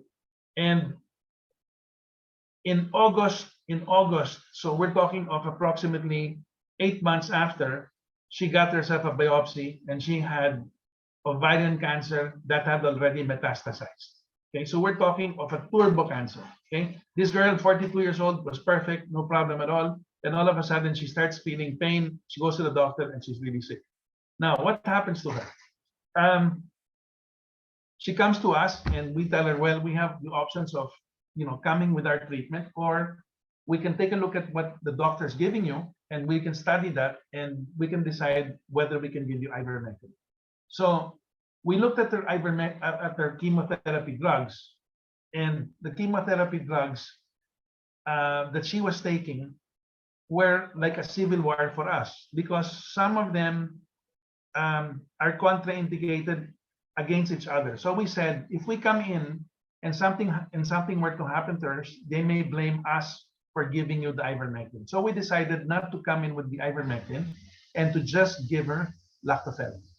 Anyway, to give you an idea, when we started her off, her cancer marker were, sky high. Of course, we're talking of a lady with metastasis, ovarian cancer, and her, her cancer marker was, really, really high. She had 410, and she had low hemoglobin. Hematocrit was low, still within normal range, but on the low side. Same with the red blood cells. So she started her chemotherapy on September 8th, and we from then on started controlling, her blood work. No? Now we started giving her lactoferrin immediately after she started her chemotherapy. Okay, we started it off with 750 milligrams of lactoferrin with her chemotherapy. So we kept watching her blood work to see what was happening, and we've seen that ever since we started it off, her cancer marker went down. Her hemoglobin slightly went up. Her hematocrit still was going down in September. Okay, so we continued. I'm sorry. At this point, September, we had still not started it off with ivermectin. We started her on the ivermectin on October 1st. I'm sorry, with the lactoferrin. Okay, and from there, we've been continuously monitoring her blood work. Her cancer marker became normal just about 18 days after we started giving her the lactoferrin. Her hemoglobin was still low, but it had improved, and her hematocrit was still low. Her red blood cells were just on the verge of normalcy. So she continued with this. We continued with the lactoferrin, and on November 7, her cancer marker was now normal. Okay, her red blood cells were normal, her white blood cells were normal. And what's happened to her is she has already begun to put on weight. So this is a case where we're seeing that the lactoferrin and the chemo drugs are working together. So this is one case now that we have presented where we're seeing that the chemotherapy and the lactoferrin works. So we're saying, could it be that the lactoferrin and the ivermectin work well, but also the chemotherapy and the lactoferrin work well? Well, we've been reading quite a bit, and we found a study that was done on lactoferrin, and lactoferrin was administered on some gram-negative E. coli. Okay, and this gram-negative E. coli was used with another drug. Let me see if I remember the name. I have the name of the drug, but I lost the page just coming in. 1 second, please. Let me see if I can recover it. Anyway, the study here, this study is by Dr. Aguilera. I wanted to take a look at it. You can write me afterwards. This study by Dr. Aguilera shows that by combining lactoferrin with a medicine that is not, he started off with I'm sorry, let me rephrase that. He started off with a medicine that was not sensitive to a particular gram-negative organism, E. coli. Okay, and what they did was they subjected the organism to lactoferrin, and they discovered that when they did that, the lactoferrin broke down the outer membrane of the pathogen and allowed the previously ineffective antibiotic to become effective. So I discussed this with the author of the study, and he explained that this is what's probably happening. What's probably happening is that the lactoferrin combined with the chemotherapy is potentiating the effect of the chemotherapy, just as we're seeing with the cases of lactoferrin and ivermectin, where the ivermectin, which it's good by itself, it's effective by itself against the cancer. The lactoferrin by itself is good against the cancer, but combining the two is giving us now the capacity to potentiate the effect of the ivermectin. So I'll go through some other cases, but I just wanted to explain this particular case. So we're talking of the case of the ovarian cancer, which is using chemotherapy plus lactoferrin, and we've showed you 2 cases of the lactoferrin plus ivermectin where it has been effective. Let me see if I can go through a few other cases. Okay.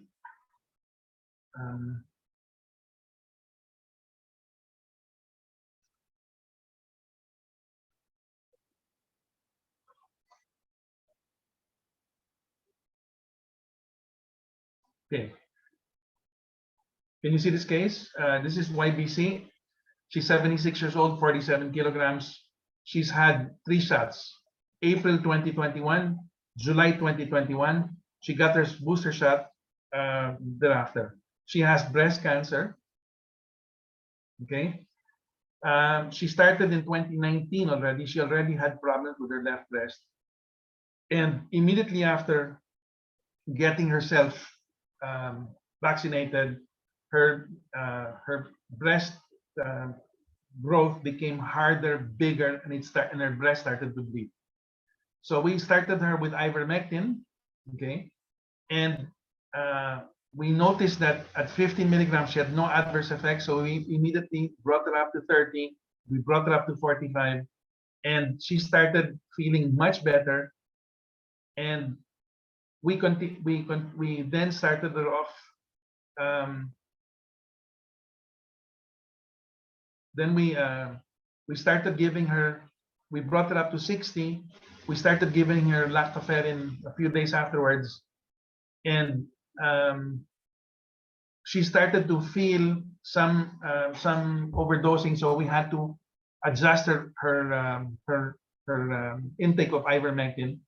But the good thing is this lady, after approximately 1 month, has already improved tremendously. So we're seeing in just over a month, we're seeing that her nipple has stopped bleeding, her tumor has decreased in size. We're still giving her the ivermectin and the lactoferrin. Now, another case that we have, which is quite remarkable.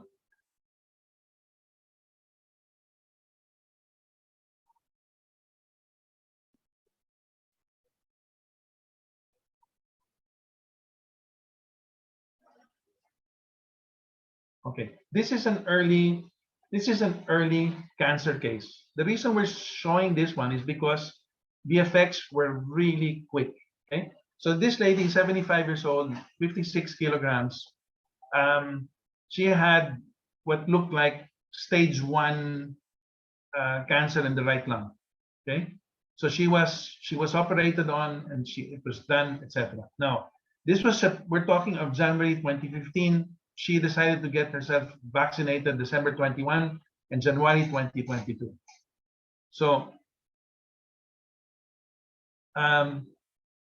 in July, just 5 months or 6 months after the right after the vaccine, she gets herself a CT scan, and it looks like there's something growing in her scan, in her lung. No? So she immediately started taking Dr. Landrito's ivermectin for just 15 milligrams a day, and she got her, and they repeated the test in August, and there was a new lesion that looked bad. So she increased her dosing of ivermectin,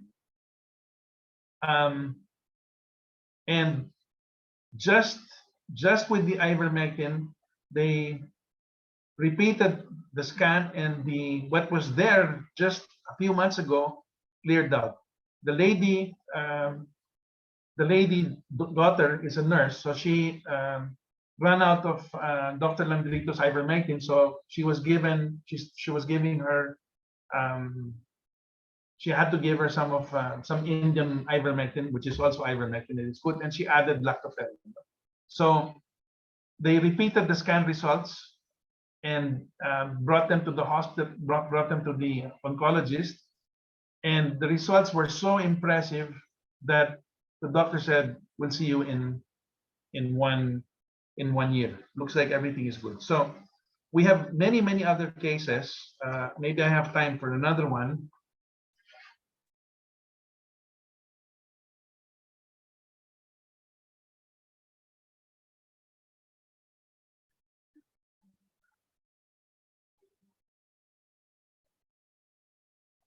One second, please. I just want to.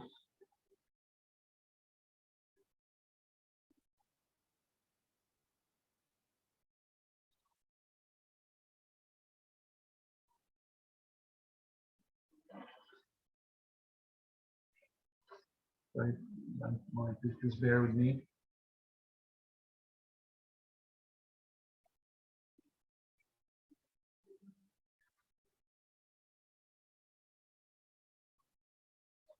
Okay. In the meantime,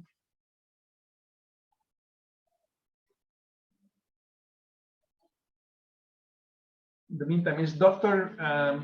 Beroya with us, among us? Dr. Beroya?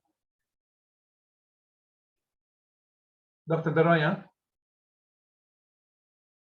Fantastic. Dr. Beroya, can you unmute, please? Yes, Can you hear me? Can you hear me?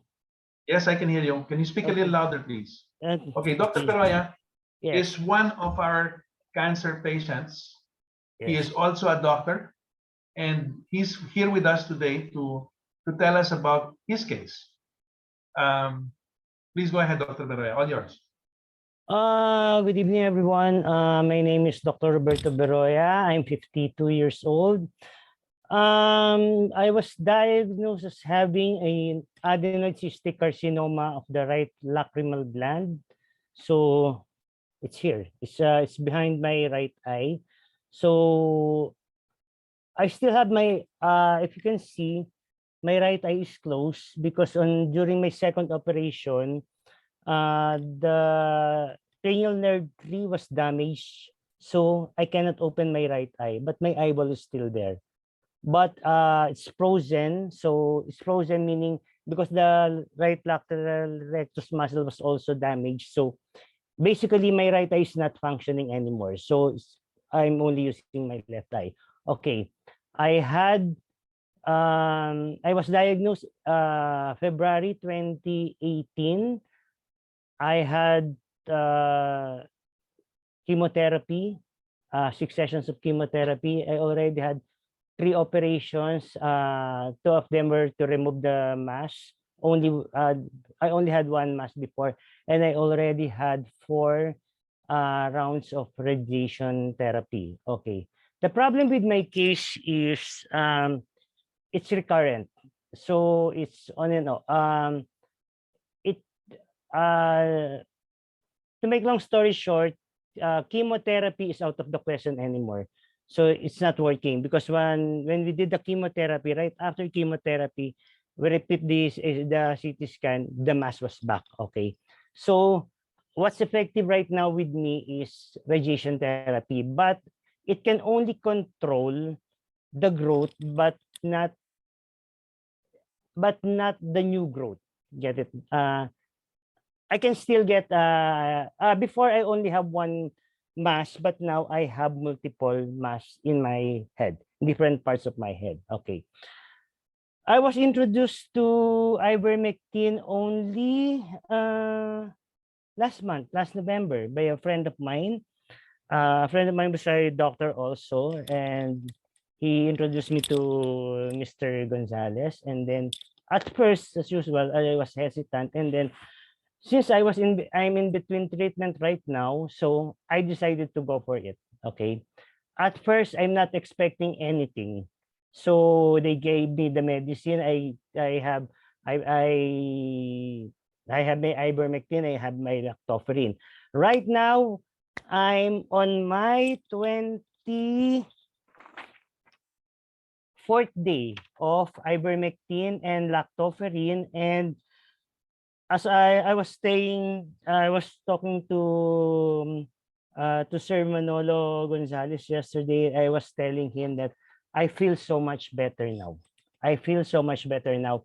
Before before IBM, before IBM and lactoferrin, I was in pain.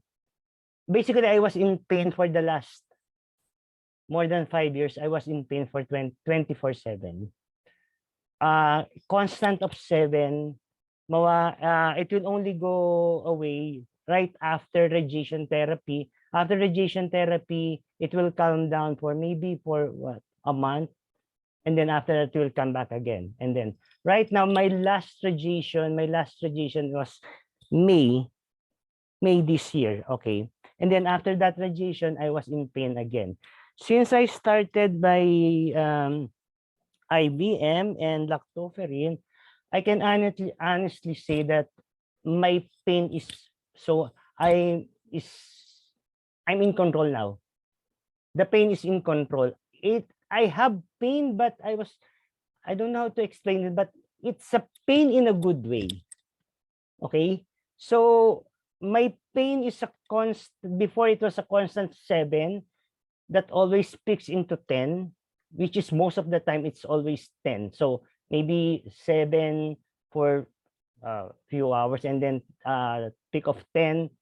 But right now, I haven't experienced 10 for the last 2 weeks. My most pain is, I would say 7. I can sleep better now. I haven't slept better for since the last 5 years. I'm not kidding. I can Dr. Beraya, so this is the first time in 5 years that you're able to get sound sleep, correct, doctor? Exactly. I was telling Manolo that because he was calling me, and then I was telling him that if I don't answer, it only means one thing: I am sleeping. I can honestly say my body is recovering now. Um, um, and I think I can honestly say that it's because of, because other than tell us ivermectin and about lactoferrin, I don't have any doctor, medications. doctor, tell us about the size of the mass on your forehead. Okay. Just Okay. Before I only have the masses behind my right eye, but I have multiple metastases now here in this area, here, and then okay. Right now, this one you can hardly see it now, but before, like let's just look at me, you can see this mass, but I don't know if you can see it now. This mass.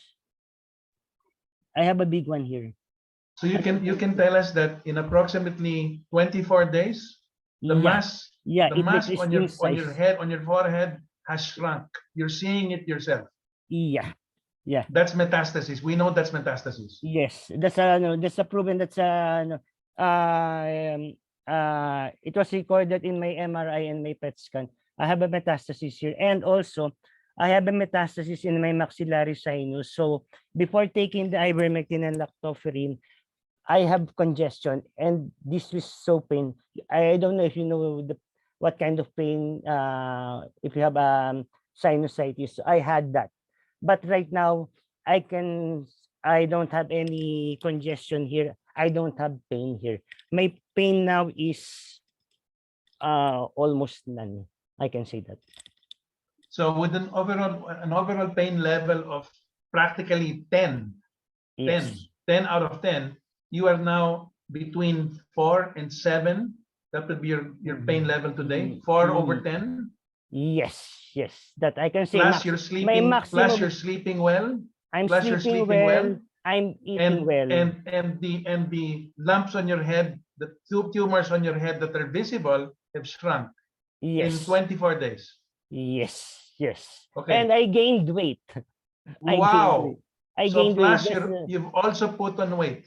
Yeah, I put on weight. I haven't my most weight. I haven't weigh more than 120 pounds for the last more than 5 years. But now I am 123. Okay, So you my put on, before my weight is always between 105 and 115. That's always 105 to 115. so doctor, when are you expecting to get a repeat MRI so that we're able to see what is inside? When In are 2 you months going to time, tell in us? 2 months time, in 2 months time. I can document by that time how I mean, we can at least be with the MRI and with the PET scan, we can document how much size it shrunk. I mean, it will definitely show. We can see the we actual can see it. reduction. We can actually see the effectiveness of this. So from the looks of it, doctor, the chemotherapy has not worked on you. The radiation therapy, radiation therapy has not worked on you. And all of a sudden, the radiation therapy can control, but not it can, what do you call this? It stopped the growth then for a while, and then it will grow again. okay. But right now I can say that I'm on I'm been diagnosed for almost 5 years now, and I feel so much better now. So this is the first time in 5 years that you have hope. You have hope to finally get cured, and with God's help, and all our prayers, we might have another cure. Yes, you got the right word. You got the right word. All right. So we continue praying for Dr. Roberto Beroya, Thank you. who's another brother of ours. Thank you. So what we're here for, really is we're telling everybody, all the doctors out there who have listened to this testimony and listened to some of our cases, we have many, many cases, and we have many sick people. And all we want you to do is we want you to come and join us at a prostate community trial. That's for an English group. And what we want is we want you people to take charge of those people that are sick, who come to you and tell you, can you help me, doctor? Can you give me lactoferrin, and can you give me ivermectin, and can you give me other things that might help me? For the first time, we are seeing ivermectin has worked. In the case of Dr. Landrito's experience, we have this one cure that's taken 1 year, but now we're seeing the effect of the lactoferrin and the ivermectin, where it's working very quickly. We don't yet know if we're going to beat the cancers, but it's the only weapon we have at the moment. The only weapon we have at the moment against this turbo cancers that we're going to have so many of. I forgot to ask you, Dr. Beroya, are you vaccinated? Yes. You are vaccinated. Yes. So how many shots have you taken? 4. 4 shots. 4. So, Yeah. so here is a case. Here is a case that may have been worsened. That may have been worsened by the 4 shots. We don't know what the effects of the vaccines have been on Dr. Beroya, but we now know that the lactoferrin and the ivermectin are working with him. We don't yet know if we're going to heal him and if God's going to allow us that miracle, but we are seeing a man full of hope. So all doctors out there, please learn from this experience. Please come and join us. Please tell us how we can help you. We will tell you what to dose. I would like to explain the dosing that we follow, because we did not talk too much about it. What we try to do is we try to upward titrate.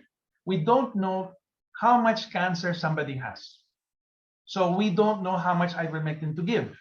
So what we do is we give a little bit of ivermectin and we watch, and we keep increasing the dose, and we keep looking to see if there are symptoms, if there are overdosing symptoms. What we try to do is we try to spread the number of takes a day. If we can take 4 takes a day, 4 takes of ivermectin, we spread it out. So as soon as the person gets up in the morning, the person should take ivermectin, always with a meal. And then at the last meal at night is when the ivermectin is taken. And then 2 more takes in between those 2 extremes. So, and the idea is to take a small amount of ivermectin on each take and gradually increase it. This way, when people start to overdose, the overdosing symptoms are very short. So in the case of Dr. Beroya, have you noticed any overdosing symptoms other than being sleepy? Blurring of vision only. All right. So the blurring of vision is normal. That's Yeah. fine.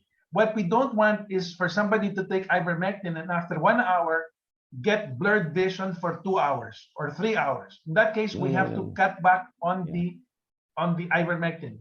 Okay. Yeah. Now the rule of thumb, our rule of thumb is the more the degree of cancer, if the cancer is bad, then we need more ivermectin. If the cancer is not so bad, then we don't need as much ivermectin. But we have to watch it. We have to watch each patient. So the doctors out there who are listening to us have to be careful of this, have to be watching, monitoring patients. You people are the best qualified. There are questions here on safety. Okay, we have seen many cases of cancer, and we're giving them very high doses. I explained to you the man with the tumor, we're giving him a dose of 2.45 milligram per kilo per day, but he's not showing any side effect at all. So we may have to give him even more ivermectin. We are considering this. So these are things that you do not have to be afraid, because after all, you got your blood work, so you can test your kidney function and you can test your liver functions. And so far, we have not seen anybody with any problems at all. I will explain to you, for everybody listening to us, so that you can come and join our community. All you need to do is download Viber. Viber is like WhatsApp. All you have to do is download it on your telephone, and then you can later download it on your computer. and then look for a prostate community trial. I'll repeat, a prostate community trial. Put in Viber. I'll write down in the chat now my email address so that you can write me, and you can write me for whenever you want to join us. Let's open now the forum for question and answer. Please, everybody, if you have any questions, please do so. Thank you very much, Dr. Beroya.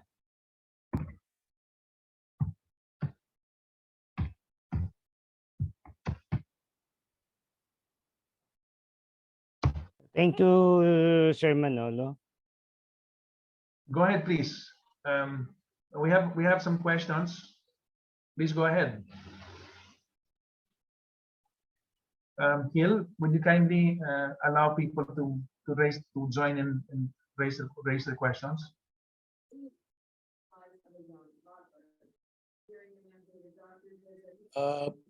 Is it an open question and answer? Yes. Go ahead, please. Okay. Thank you so much. Can you put the camera on back, Gil, so that we can see the? Very good evening to everyone, and thank you very much for organizing this session. I think it has been a very exciting and informative session. And clearly, sorry, just let me introduce myself. I'm Dr. Vijay. I'm a gynae oncologist with interest in integrative medicine. I practice integrative medicine for the last 10 years. So some of the things that you have shared are of real interest to me.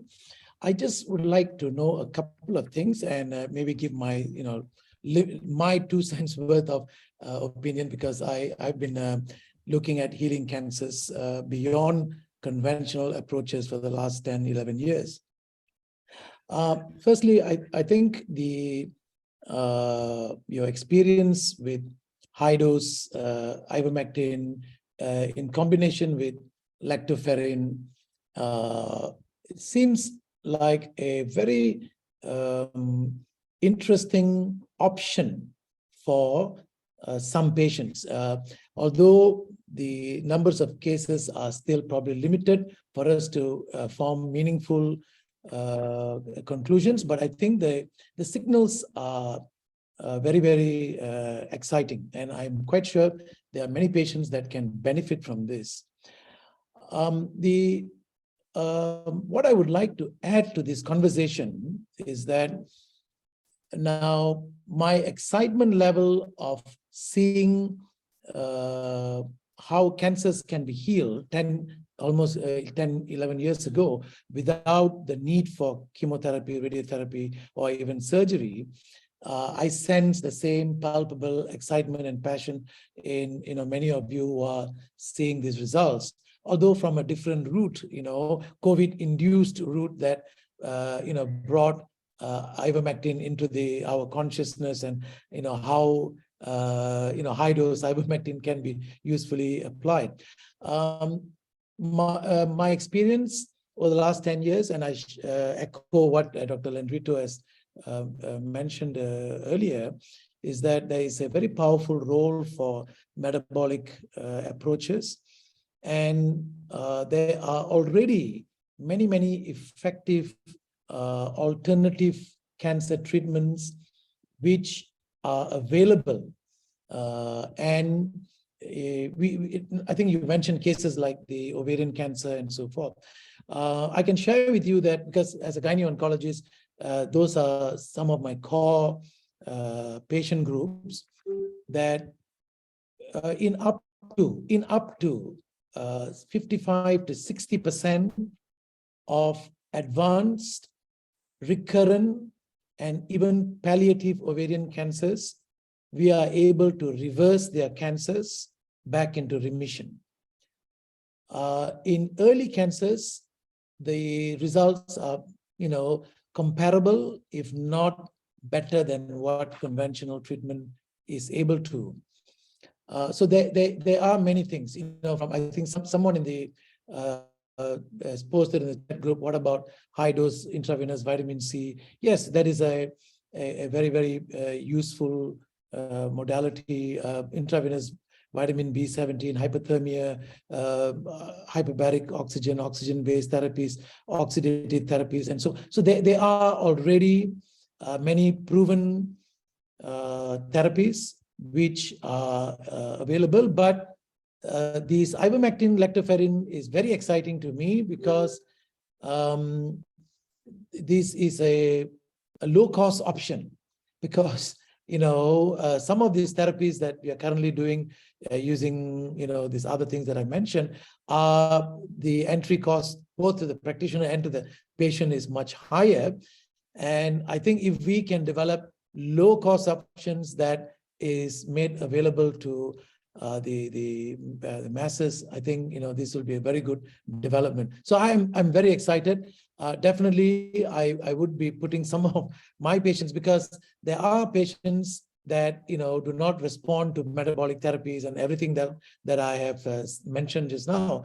And so this offers another option. So thank you all very much for sharing this knowledge that you all have come about, and we wish you success, and we would look forward to collaboration with those of you who are working in this field. Thank you. Dr. Vijandre, please, I sent you a little message. We'd like to hear more about your techniques. We'd love you to come on board with us, because we have to share. What we're trying to do is we're trying to get the more doctors we have with us on board, the better. What we're trying to do is we're trying to collect information, and we're trying to say, for example, in the Philippines, for example, we have 50 breast cancer cases that we've treated. We want to collect that data. We want to collect that data and group it together, and we want to collect that data and add them to the 70 cases that we have in Italy, and to the 30 cases we have of breast cancer in Spain, and to the 175 cases in Brazil. And when we add everything together, we might have 2,500 breast cancer cases that we have treated with ivermectin and lactoferrin, and whatever other treatment we might find, among them what you're using. And when what we next want to do is collect now the breast cancer cases, the prostate cancer cases, the lung cancer cases, the brain cancer cases, etc., etc. And before we know it, we want to publish this and say what you just said: we can cure cancer with cheap, everyday medicine. And we might have a cohort of 25,000 cases only in lung cancer, and we might have a total cohort of 50,000 cases of prostate cancer. Remember, prostate problems, all men have prostate problems, so we can get 50,000 cases easy. So please come and join us. I just sent you a private message so that you can kindly we can get in touch, because we need to expand this. We need to find more doctors to join us so that we can collect data. This is the purpose of our getting together. We are so excited, doctor, because we believe that together, like Dr. Chetty said, he said that perhaps the reason we have come together is because we have to unite. And maybe COVID has allowed this. COVID perhaps has been allowed by God for us to unite together to beat this. And it's not just medicine, it's also diet, like Dr. Chetty was explaining about the nature, and all of the other things, all of the other techniques, and we are here to help each other like brothers. So, and remember, I just wanted to add another thing. Remember, for the people listening to us, do not take anything without consulting with a doctor. This has to be supervised by a doctor who knows what he's doing. So if you have an enlarged prostate and you've heard this talk, don't take ivermectin without consulting first with a doctor, because it's not good. That's not the idea. Is to check with the doctor. And the reason we want you to check with the doctor is so that the doctor can tell us, listen, we're doing this with this particular fellow, and these are the results. Now, the other thing I wanted to say was that we are using ivermectin on many people that we are monitoring. And normally, ivermectin is super effective on enlarged prostates. But enlarged prostates, I have to tell you, are not only due to cancers or to tumors. You can have an enlarged prostate because of many other things, among them prostatitis. So sometimes or somebody might have calcification. So sometimes you may be taking you may be taking ivermectin, and it may not work. If you're still around and you're not too tired, I just want to. I have another case that I want to discuss with you. I don't have the slides, but this is one case which I think is worthwhile for you to listen to. His name is Tony. Tony is about 61 years old. He has had a very big prostate for the longest time. He has had the big prostate, 145 cc prostate, from as far back as 2018. Okay, this year, his wife called me when he was at the hospital. He was at the hospital because he collapsed, and they brought him to the hospital. And immediately when he got to the hospital, they had to transfuse him because his blood work was terrible. Okay, low hemoglobin, no red blood cells, very sick. So they had to transfuse him, and he was very sick. So the lady called me up and said, "Look, my husband is very sick," and I says, "I'm sorry, I cannot do anything but our team cannot do anything. Our team cannot help anyone, unless you go home." So she called me back after 5 days, and she came back, and she says, "We're home." And he says, "What's your problem?" "Well, my husband is very weak. They wanted him at the hospital to undergo dialysis." She says, "What is he urinating?" And she says, "He is urinating 0.7 liter, 700 ml a day, 24 hours." Okay. So we start asking information so that we're able to get a profile of the person, and we discovered that his PSA is also high. He has a PSA of, it's been pretty high.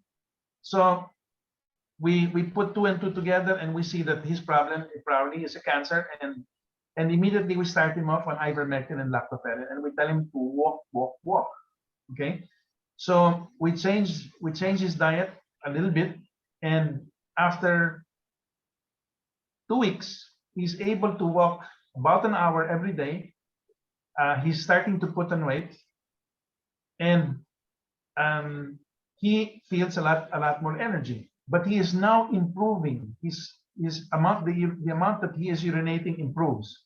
So from 0.7 after 2 weeks, he was now urinating between 1 liter to 1.4 liter, and we kept checking how much water he was drinking also to compare. We were checking water intake, urination, and what was his weight gain, all of that. Anyway, after 2 months, we've repeated his PSA, which has remained stable, but his prostate has shrunk by 1/3. It's now 107 cc's. So from 145, it's now down to 107. But he's still very sick, so we still continue giving him the ivermectin and the lactoferrin. I just wanted to tell you this as for cases of enlarged prostate. So thank you very much, everybody. If we have any more questions from the floor, we'll take them. Hello. Yes, go ahead, please. My name is Falco. I'm from Germany. I'm just an early layman and trying to figure out what's going on in the cell, because I started to be fascinating by cell biology 2 years ago, and read really deep into this topic. And I think I've linked a study a bit up ago. I can link it again, where you can find the gene, the complete, or maybe not the complete, but a lot of gene expression. They observed after the 3rd booster shot on 5 patients, BNT162B2. And what I noticed is it seems that they messed with almost every pathway leading to the SOS signaling of cells. So cell can not longer go down into apoptosis. For example, they screwed the jack stat rocket high to the sky. They screwed with the complete MAP kinase in triggering KRAS up. They screwed with cell cycle depending kinase 4 and 6, and triggered also the E2F81 0.5-fold high to the sky. And I think this is one of the most plausible mechanisms you see when you notice that the cancer is growing after the shot. Just wanted to say, and I find it fascinating with ivermectin, and thank you so much for Dr. Alan Landrito for his presentation, because it seems the ivermectin has a very positive effect on the mTOR, and with that, I think you can really deal great with the problems you see after the shot. And I wanted to thank you all of you bright minds doing this and enlightening also us laymen with your work.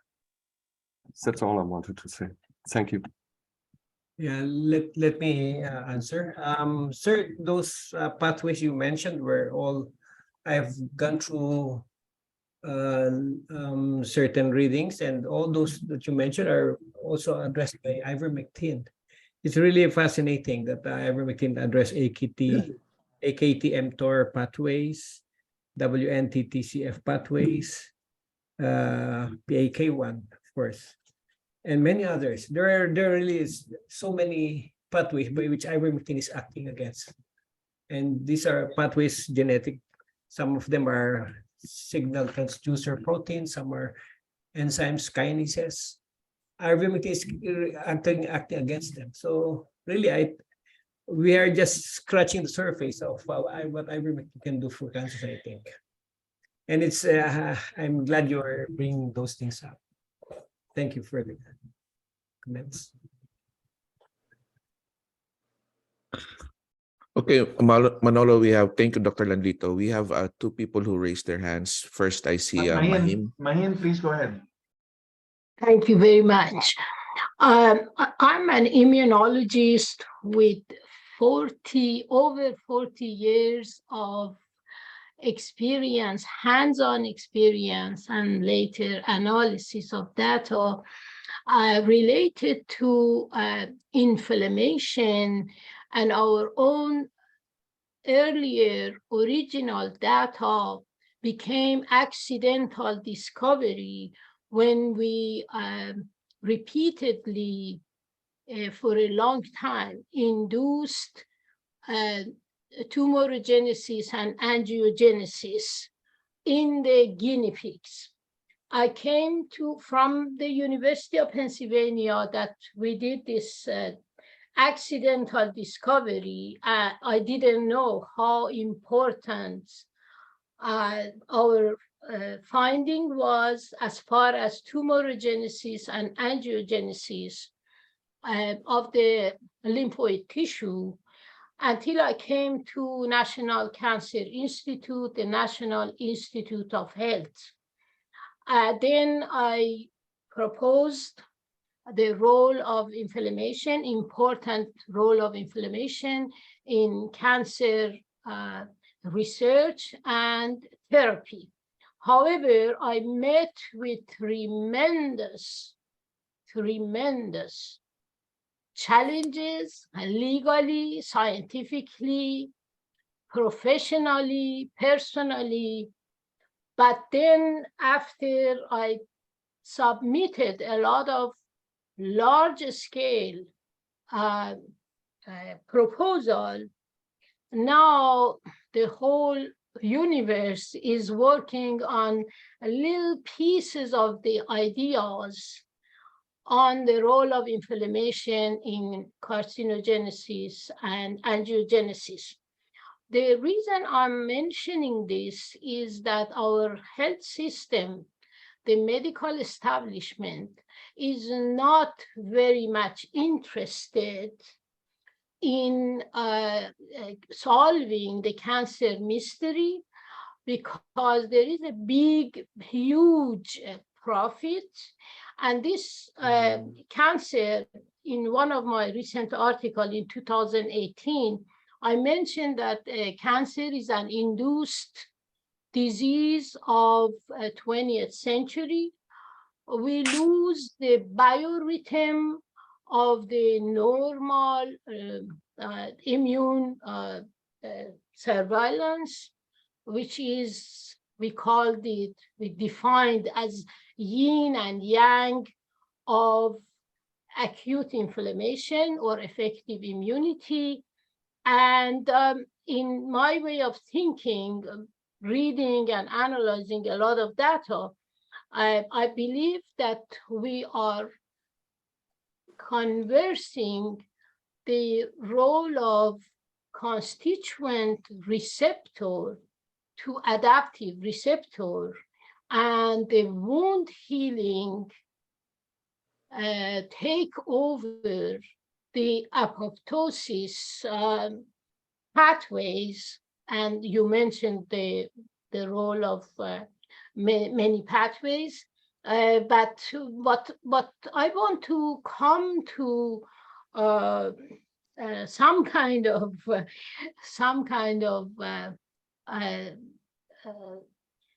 conclusion, is that we have to pay attention into the important role of effective immunity.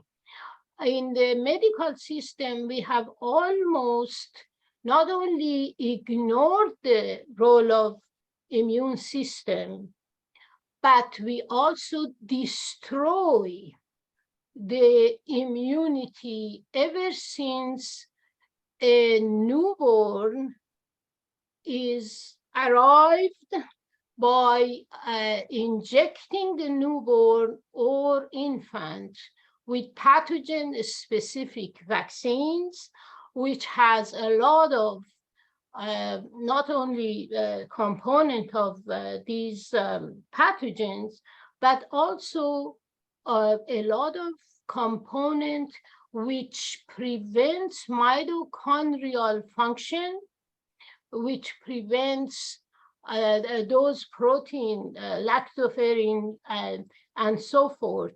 And dysfunctional mitochondria and the role that it should have as oxidative phosphorylation is impaired. And the sooner or later, the development of diseases occur in young and old. And we have to do something about this dilemma. We didn't create the COVID vaccine just yesterday.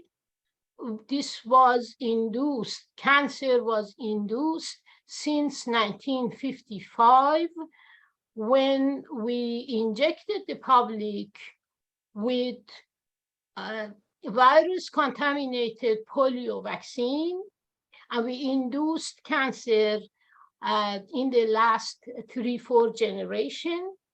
And we have to pay attention to the overall of what we should do to solve this. Cancer is not as complicated as you all mentioned also in this wonderful seminar. It's not as complicated that they make it to be. They claim that cancer is a 100 disease, and then they said it's 200 disease. And recently, the last, before this, NCI director says it's 1,000 disease. And I mentioned that cancer is only one disease and is dysfunction of immune system, which the wound healing take over the apoptosis pathways. I could go on, but I appreciate the opportunity and this wonderful seminar.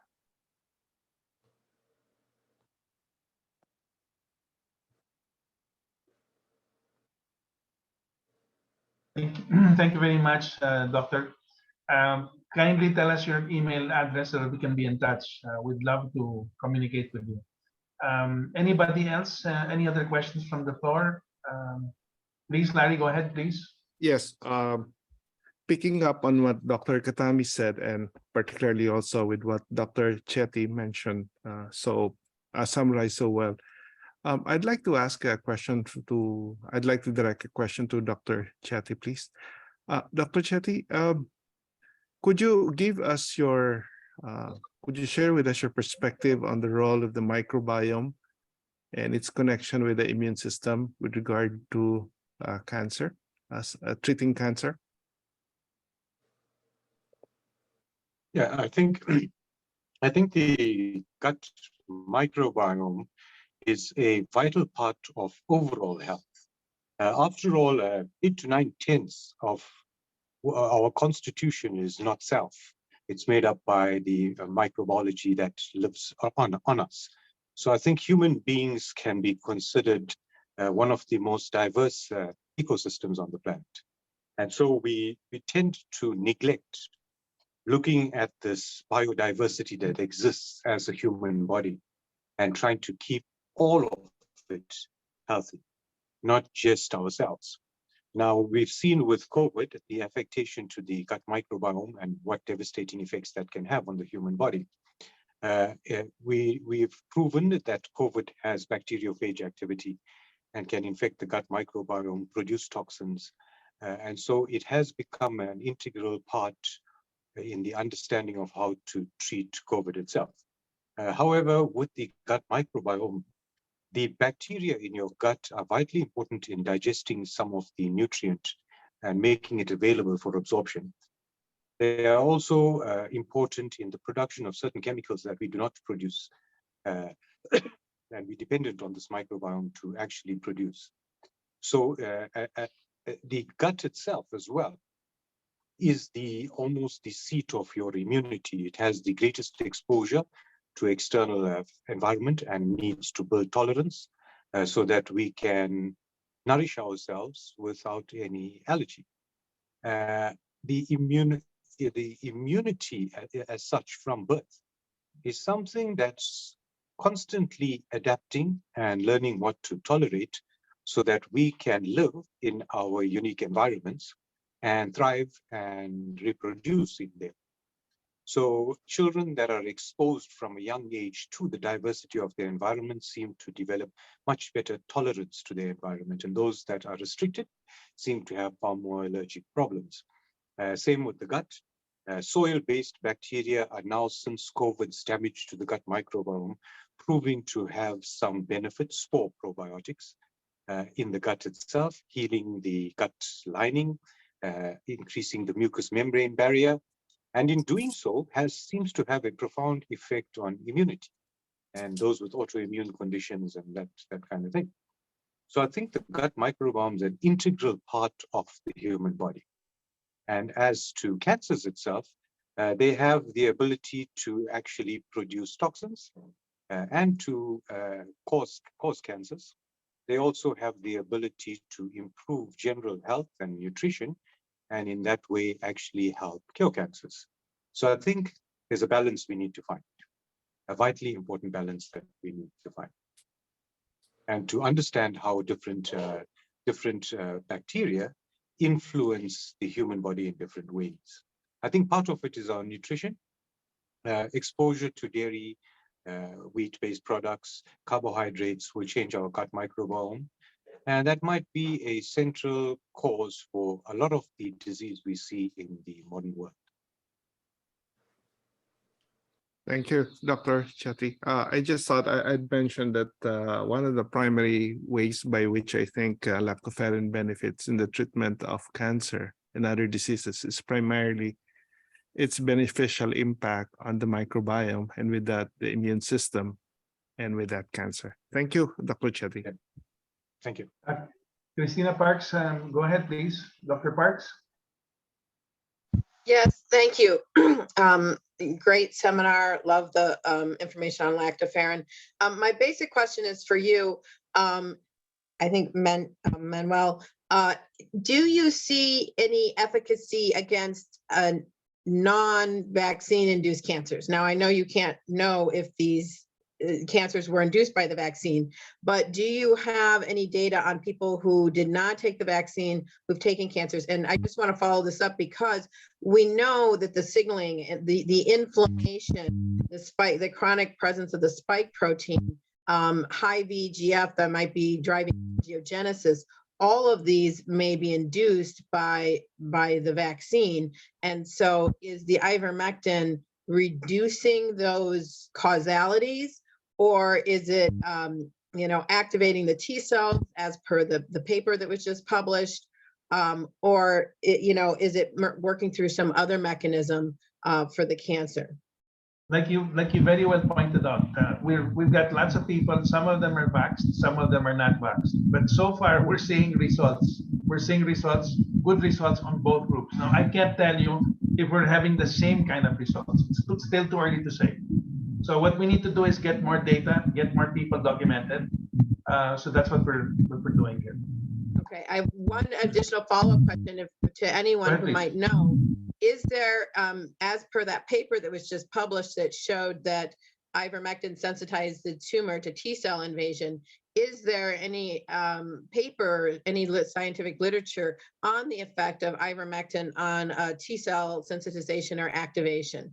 And is it working on the T cells, or is it working on the tumor to reduce its cloaking?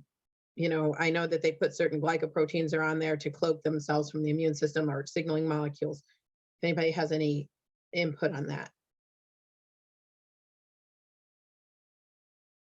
Okay, well, we're just beginning. Christina, if I could throw a little bit of light onto your earlier question, which was, whether the pre-vaccine and post-vaccine cancers respond equally to non-conventional treatment, or maybe yours was specifically about ivermectin, but much of my experience with cancers was in the pre-vaccine era, and we found that most cancers can be addressed using healing-based therapies in a holistic fashion. I mean, a diet, lifestyle changes, and using a whole bunch of other things that we mentioned just now.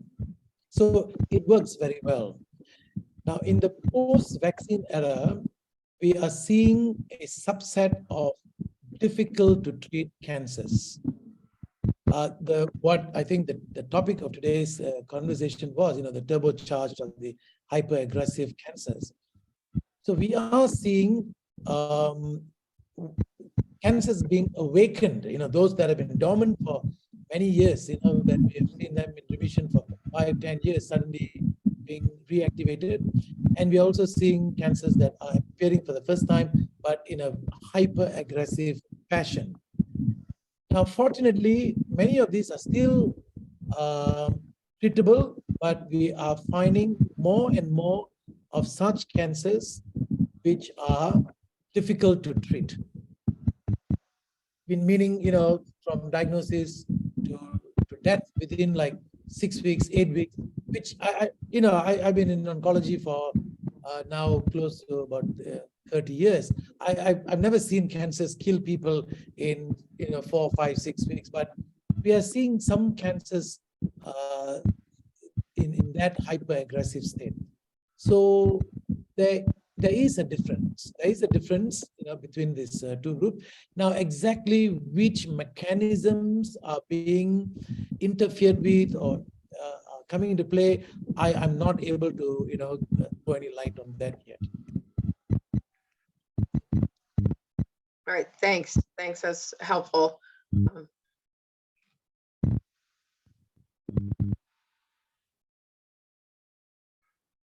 Dave, go ahead. Hi.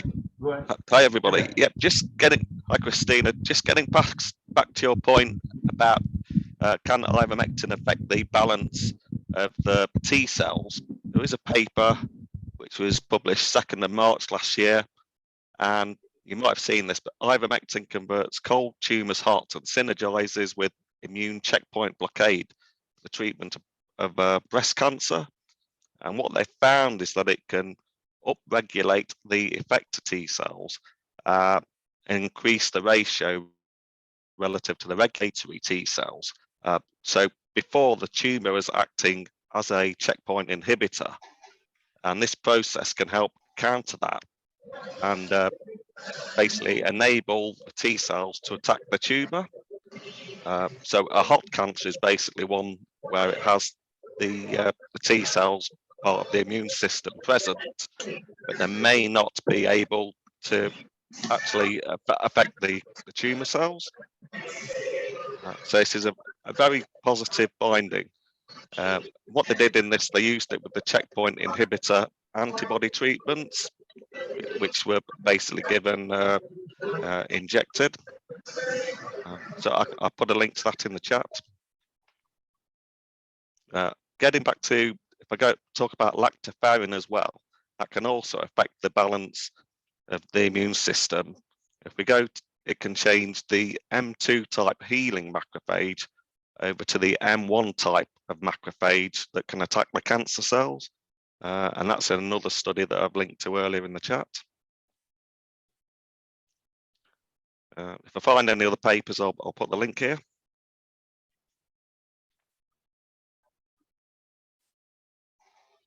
Thank you. I was noticing that many of these treatments are synergistic. Even in that one, it wasn't just the ivermectin. It was, as you said, I think some antibodies or something else. And I know tumors put off signaling molecules to disrupt the T cells and prevent them from coming into the tumor. And so, yeah, I was just trying to tease out, I haven't had time to do a deep dive into that paper, tease out the different contributions. So thank you, Dave. Okay, no problem. Thank you. Pujen Werther, you have a question?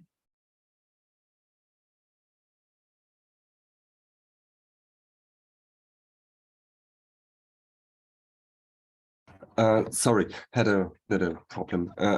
Yes, I'm wondering if ivermectin could also deal with this foreign RNA to help cells breaking it down.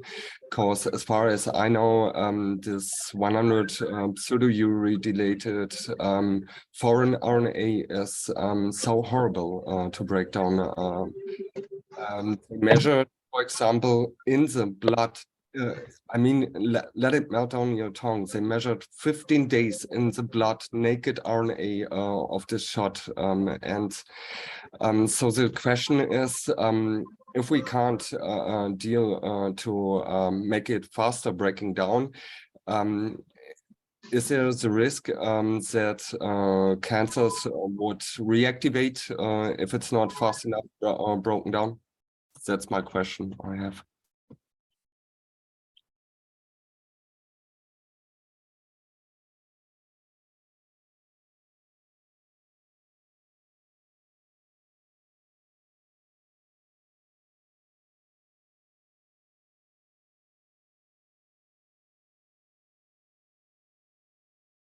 I'm afraid either we've not understood the question or we don't know the answer to the question.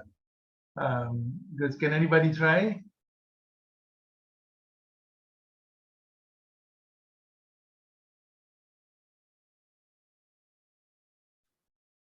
Sorry, we can't respond to you. Any other questions from the floor? We've been going now for almost 3 hours, I think. Thank you very much, everybody. There's a question somewhere there. Go ahead, Dave. Yeah, just a quick one is we're seeing excellent results shrinking prostate cancers and other cancer types, which is brilliant. But once we've reached the end goal of remission, would any of the doctors here recommend that you keep taking ivermectin and lactoferrin, or would that risk evasion by the tumor cells? Or should you just change your lifestyle, your diet, and do it through other means to support your immune system? So it's just getting that balance. Just thinking longer term here.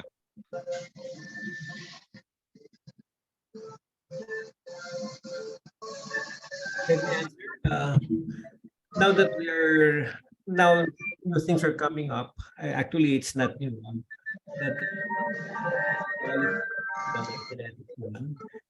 think the approach to cancer is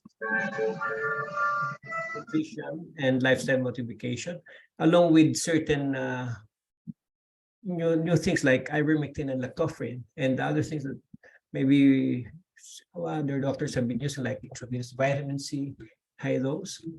So cancer is cancer. It can be, you have to attack it in different directions in whatever we have. And I think metabolic therapy is the best, mainstay, like the ketogenic diet and intermittent fasting. But as I was saying, to do autophagy, you don't need to take 16 or longer hours of fasting, because there's ivermectin that accentuates autophagy. So I think we can approach it in different, a composite of different approaches, like metabolic therapy along with high dose intravenous vitamin C and even ivermectin lactoferrin together. I think I'll echo what Dr. Landrito has said, because I have not used ivermectin in cancer treatment, although I've used it a lot in COVID treatment. And from my experience of treating patients with prostate cancer, actually, we get very good results as well with vitamin C, hypothermia, and use of GnRH, gonadotropin blockers to lower testosterone levels, etc. And all these combinations work very well and very effectively to produce long-term cancer remission as well. So there is, I don't think, a single approach. One, two, I think the data that so far we have had to produce on the ivermectin is still, I would say, short-term data. We don't know, whether this requires long-term dependency.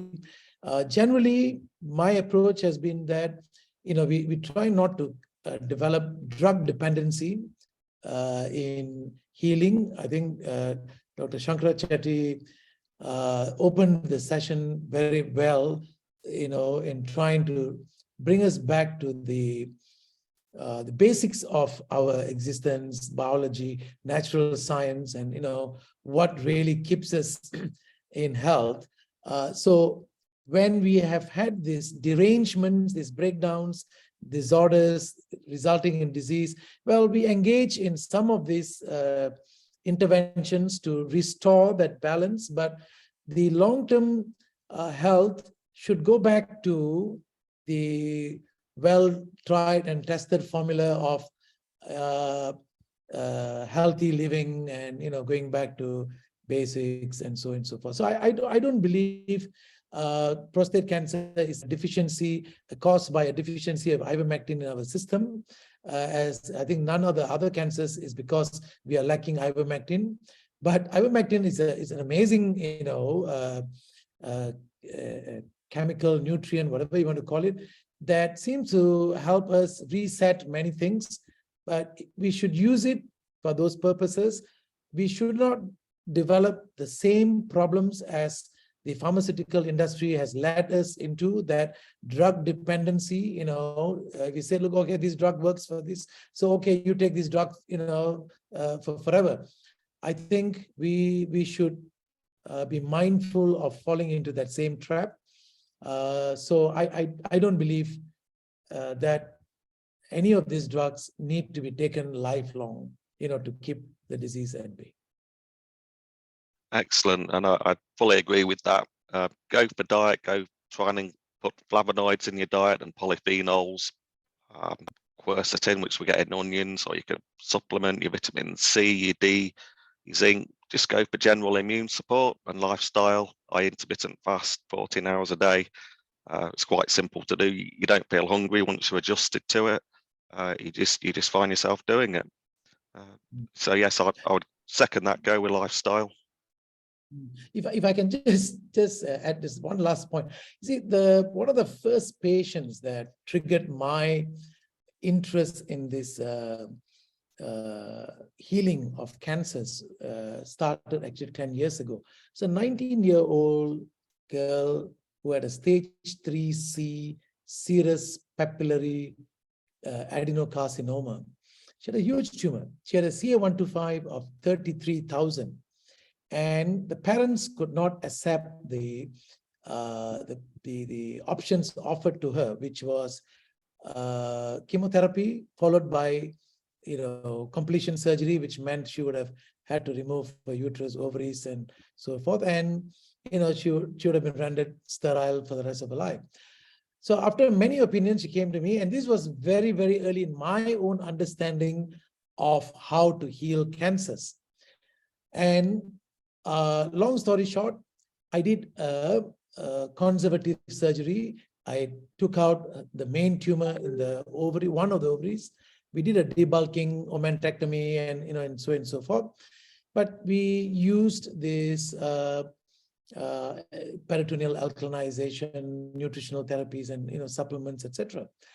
From a CA-125 of 33,000, in 8 weeks, she normalized, and she has remained cancer-free for the last 10 years. She is married, she has got 2 children, and she has never, had a recurrence. She had not used any of the things that we have discussed. I found this on the web. Discussed so far, from IV, vitamin C, B17, only because I did not have access to any of this at that point.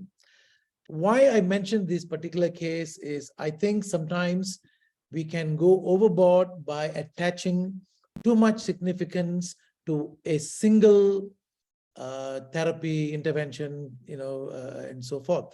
And I think we must be mindful that there are things that work in a holistic way, and once they embrace normal healthy living, that they can beat back disease. So she has been around. So she is one of my longest surviving cancer patients. So I think, and she has never been been put back on any of this treatment that we have talked about. So we should keep an eye, follow them up, because we want to detect problems if they do recur. But many of them go off all of this and just go back to normal living. That's excellent. Yep. Great message of hope there. Thank you very much, Doctor. That is impressive. That case of yours is really impressive. We need to learn from you, Doctor. Larry, you have a question? Yeah, just a quick one, Manola, because it's getting late.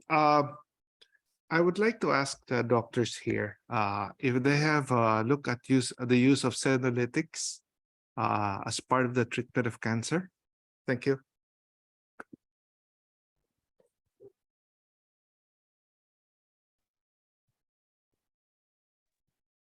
Essentially, senolytics are used to get rid of senescent cells. In contrast with autophagy, which works inside cells, senolytics gets rid of senescent cells which should have died, which should have undergone apoptosis long ago, but are still there. They're not cancerous, but I had in mind of whether the use of senolytics can actually assist in as part of the adjunctive treatment for cancer.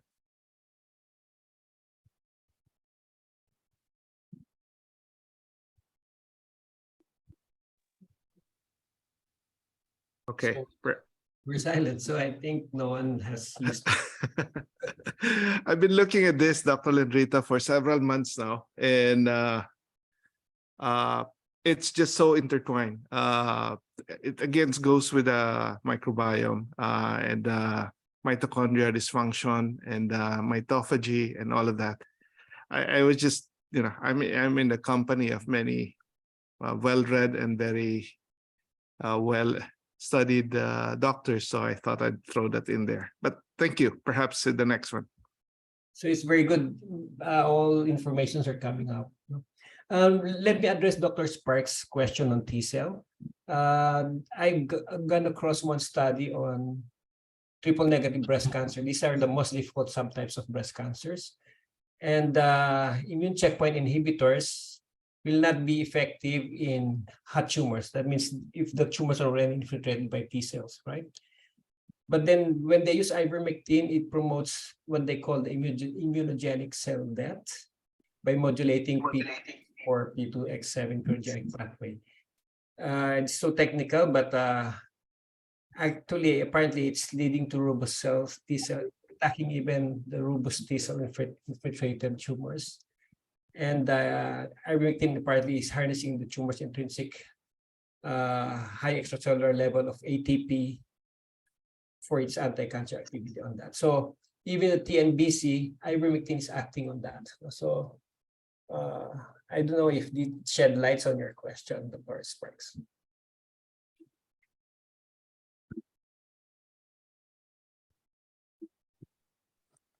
I don't know how to raise my hand, but well. Yeah. Go ahead, Dr. Maivik, go ahead.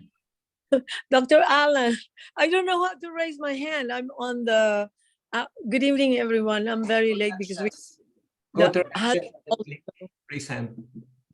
Yeah, I just want to throw this idea in because the cancers that I've been getting are really the real train wreck. They're not just advanced, meaning the metastatic diseases, but they are really the rejects, meaning they've been through a lot of chemotherapy and the patients are just tired of getting the chemo because it's not doing anything. The disease is still progressing. Like I have what is she?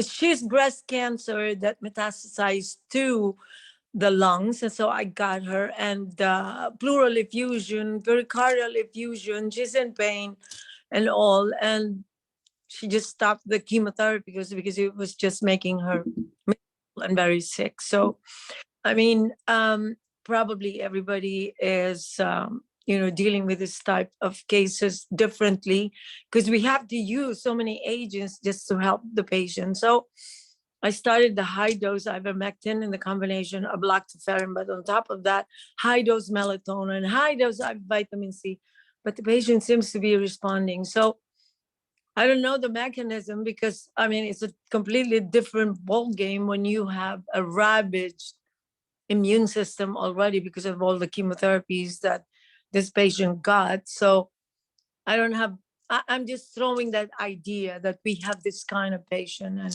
it's just good to find out later probably how these agents that we're trying to introduce are helping this kind of people. I have 4 patients of this type, and I'm just throwing in not just the kitchen sink, but all the garage, the things in my garage. So basically, it's like that. And Doc Maivik, yes. we've got 2 cases like that with us. They've tried everything. They've tried chemotherapy, everything, and both of them are responding very, very well. We don't know yet if it's going to be enough. Like you said, trying everything you have available. But so far, they seem to be much better. At least their energy level is much better. They're urinating much better. And these are rejects. These are people who come to us already with, with no other options really. So this will be. If I could give a little bit of hope to patients like what Maivik has mentioned, I spoke about this 19-year-old girl just now. A few months after I treated this patient, this is also almost about 10 years ago, I had this Indonesian patient who had ovarian cancer, a very advanced ovarian cancer, stage 4 at the time of diagnosis. She was very young, she was only about 45. And she, in fact, she had a bit more complicated history. She had endometriosis, she had multiple surgeries, and then she had 2 cesarean sections for child pregnancy, etc. But at 45, she developed stage 4 ovarian cancer with, pleural effusion and so forth. So they did the standard thing in Indonesia. They did a THBSO and, first line of chemotherapy, carbotaxol, 6 cycles. She seems to respond. As it often happens with ovarian cancer, about hardly 9-10 months later, she came back with a recurrence. They tried a second line, it didn't work. Then, they tried to go back in and reoperate her. But by then, this was the 6th surgery because she has had, endometriosis surgery, cesarean section, the first surgery, the 6th surgery. They said, no, they couldn't enter. It was an open, close case, and told her, look, this is palliative. Now, I'm seeing this patient now with this huge tumor, abdominal pelvic mass, infiltrating everything in the, pelvis, bladder, rectum, and the whole works. And she has tried everything, short of giving her a palliative dose of abdominal, say whole abdominal radiotherapy, she had really not much options. But she was open to trying something new. So we offered her this option and said, look, we'll try and debulk a tumor, and we will incorporate at the same time as an adjuvant, there's high-dose vitamin C, vitamin B17, and so forth. Long story short, this was an extremely, terrible, difficult surgery, when you do a recurrent surgery and a laparotomy for the 6th time. Now, I did the surgery, so I know what I left behind. We had to reimplant the ureter and, resect segments of the bladder. And although we took out about 90% of the cancer, there was still about 10% of cancer we couldn't take out without doing terrible harm to her. But the beauty was 5.5 weeks after this surgery, she actually was cancer-free. A palliative patient with recurrent ovarian cancer, having failed everything, she was cancer-free. I was stunned because this was new to me. 10 years ago, this was totally new to me. I could not brain this. This was something, it took me a while to digest. But when I understood it, I said, oh my God, as an oncologist, I've been looking at all the wrong things. I have not, thought about the fact that, look, patients can heal, heal from impossible situations. That was 10 years ago. She's still alive today. In between, at 2 occasions, almost about 30 months apart, she had a recurrence in the abdominal wall, which we did just a, wide local excision. And, the same thing was repeated a 2nd time. But otherwise, she has been extremely well. She is, pretty much a healthy person. So that case opened my eyes that there is no such thing as, you can't, treat a patient having failed all of this conventional treatment. This was the first case. I can give you many, many, many more patients who have failed conventional treatment, who have gone on to heal their cancers. So no, don't give up. Give it, give everything that you have. As you say, throw the kitchen sink at them if you have to. Yeah. And one more comment, okay, on the prostate people. I've been doing a lot of hormone replacement therapy, but bioidentical, including testosterone. I use testosterone on prostate cancer patient. I use because after they've been through a lot of the chemotherapy, they just kill everything. And these people can get up and they don't have any energy. I mean, imagine a guy with almost 0 testosterone, that guy is not going to get up. I'm not talking about getting up, Peter getting up, but you getting up. You don't have. And so I trained when we were doing the hormone replacement therapy. There's this guy from Boston, Dr. Morgan Thaler. He's been doing the prostate cancer, and he has done a lot of the, biopsy of these people over 20, 25 years. And he is one of the guys right now that's actually treating prostate cancer with testosterone in conjunction with whatever he is doing. He doesn't believe that the testosterone is the one causing the cancer. Yes, it increases your PSA because the prostate will respond to the testosterone therapy, but it doesn't aggravate the cancer. That's his finding over these 20 years of doing biopsies and study of the prostate cancer. I have to dive into that. he has other mechanism that he mentioned, but I don't remember all of them. But you guys can look up the work of Abraham Morgenthaler. He's from Boston, so he's one of the. I just want to throw that in. Probably next time if I join your conference again, I can elaborate more on that. Why testosterone is not, completely bad for prostate cancer. Yeah, it's bad when you just base your monitoring on the level of the PSA, because every time you throw in the testosterone, it's going to increase your PSA, but it does not mean that your prostate cancer is actually getting worse. So just want to throw that in. And yeah, that's that. Thank you, Dr. Marivic. One last question before we do a close.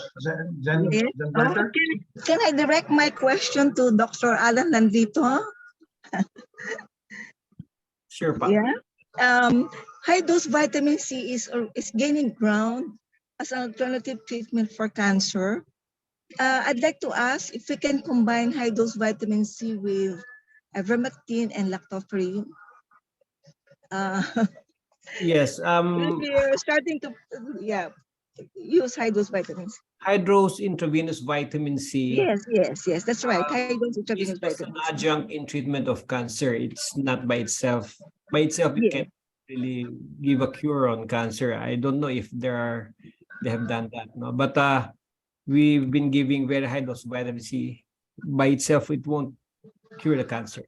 It's just way of helping as an adjunct in treatment, helping address the many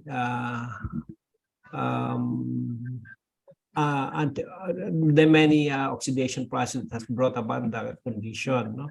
But then the very reason why we're here is I think Manolo's message here is, cancer is really a very complicated problem, but we can to deal with the complicated problem, we simplify the problem. And if we go along the line of the oncologists, of the surgeons and all that, it's really we're going to get lost and won't find really a way more sensible than we can do than what they're doing, in using chemotherapy and radiotherapy. So it's a proposal by the organizer here, by Manolo, Larry, myself, and I think Dr. Chetty. Why don't we give a try on Ivermectin, Lactoferrin together in attacking the cancer problem? Since I've been telling earlier on, 70% of cancers are going through the pathway of PAK1, and Ivermectin is inhibiting the PAK1. So we're addressing a lot of cancers already, and Lactoferrin they found really is also very effective on cancer and many other problems other than cancer. And we put them together, and that's why Manolo is giving out the news to all of us. Here is what we're getting. In just 1, 2 months or 3 months experience, we're getting this very significant result. And we're not so aggressive. I mean, we're not invasive in doing it. We're just giving two very safe medicine, no adverse effect, maybe some side effects, but not adverse effect at all. And we're getting even other benefits, no? In my experience, it has been established that Ivermectin has 4 properties: antiparasitic, antiviral, immunomodulator, and anti-cancer. I am adding 8 more that I've been consistently seeing. It's an antibacterial. We have seen super germs. Not germs that are, like Klebsiella and some other germs acquired from the hospitals, not responding to their treatment for months, and when we gave Ivermectin in 10 days, it's controlled. It's also an anti-inflammatory. It's also an analgesic and a sedative. So I'm adding those 5 according to my experience, mine only. But then what I'm trying to say here is a very simple medicine like Ivermectin, like Lactoferrin. We combine them, it makes a synergistic effect. And since these 2 are very safe, these are all natural. Lactoferrin is coming from colostrum. Ivermectin is a bacterial byproduct. and it's very effective at cancer. And we're just new to the idea.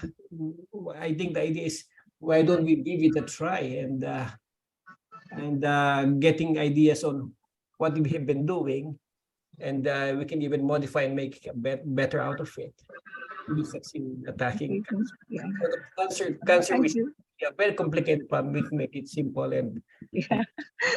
Yeah. Thank you, doctor. vitamin Can I C. just add one small comment to Yeah. Dr. Vito's remark? I think I agree with most of what he said, but I've been using vitamin C for the last 10 years. And I think it is an utilized, and most people don't fully appreciate how powerful and useful it is. There are many cancers that can be not just palliatively improved, can be cured, can be reversed with long-term results. But there is also misconception among many that sometimes vitamin C is promoted as a cure-all thing, that it cures all cancers. No, it doesn't cure all cancers. Also, for the same reason that Dr. Landrito has mentioned, that there are specific metabolic derangements and pathways and so forth, and there are cancers that are can be manipulated using the pro-oxidative pathways that vitamin C in high doses induces in these cancers. So do not dismiss this. This is not just my experience. I've only had this experience for the last 10 years, from Linus Pauling to the Riordan Clinic, and I think there are many, many others that have vast experience over many decades using vitamin C effectively. So do use it in a way that can benefit the patients. But whatever that I've learned so far from the early use of ivermectin, lactoferrin in combination, gives me great hope and excitement that there may be another easy, low cost, without too much invasive therapies involved as another option, and that excites me as well. So I think let us look at this in a broader, holistic sense. Not just this. I mean, I take it this conversation is not just about ivermectin and lactoferrin. It is about dealing with cancer as a whole, and whichever methods that work well, I think we should be open to utilizing them. Dr. Vijendra, if I may interrupt, thank you for highlighting the high dose in vitamin C intravenous as a pro-oxidant treatment for cancer. Would you also consider the use of glutathione IV as an antioxidant, alternately with high dose vitamin C IV? Thank you. Okay, this is a bit more controversial area. There are two schools of thoughts. There's a school of thought that thinks glutathione would negate the pro-oxidant effects of high-dose vitamin C and therefore render it less effective. And there's another school of thought that thinks, it probably doesn't do any harm to use glutathione in high doses. My experience has been on both sides. Why I say both sides? As a conventional oncologist that started my journey into healing-based therapies, I was not sure which was the right thing to do. So I had my early years using glutathione as well as vitamin C in combination, and we actually saw very good results. But as more and more longer-term experts felt that maybe that was not the right thing, so I stopped using glutathione concurrently with IV vitamin C. Also, we saw good results. So I'm a bit confused myself, whether one is there is a single right way of doing it. So my approach currently is where I am trying to employ this pro-oxidant effect using high dose vitamin C. I do not use glutathione, but once the cancer is in remission, then in the longer term control of that disease, that I do use glutathione. Thank you, doctor. The reason why I asked that is that many of the, or rather some, not many, but some of the literatures I've read about this discussed the use of glutathione IV and then 2 weeks later it would be vitamin C IV high dose, and then so there's an interregnum between the use of both, and these are done alternately. I was just wondering if you could comment on that. I don't use that sequential protocol only for the reason that most of our patients come from very far away. They can't keep coming back and forth, to the clinics at just as we wish them. And especially, cancer treatment is not a short-term thing, it's a long-term thing. There is economics issues, there are job issues, social issues. So we modified this treatment and we do intensive treatment of IV for about 5 to 6 days. And we don't do that sequential treatment. We have a very high rate of cancer remission. So my opinion is formed from those observations and data that using glutathione, in either of this fashion didn't seem to, substantially affect the outcomes. That has been my, observation. Thank you so much, doctor. Thank you. Dr. Vijay. Hi. Yeah. Well, lately my experience with the use of glutathione and IV vitamin C, when I use the glutathione, I always mix it with the high dose vitamin C only in lower doses. Like I don't exceed 3 grams of the glutathione when I mix it with a high dose IV vitamin C. If I have to give a high dose IV glutathione, I put it separately, which is equivalent to your sequential description. I find it, because I'm a pulmonologist, I'm not an oncologist, but you get all this, chop suey of cases.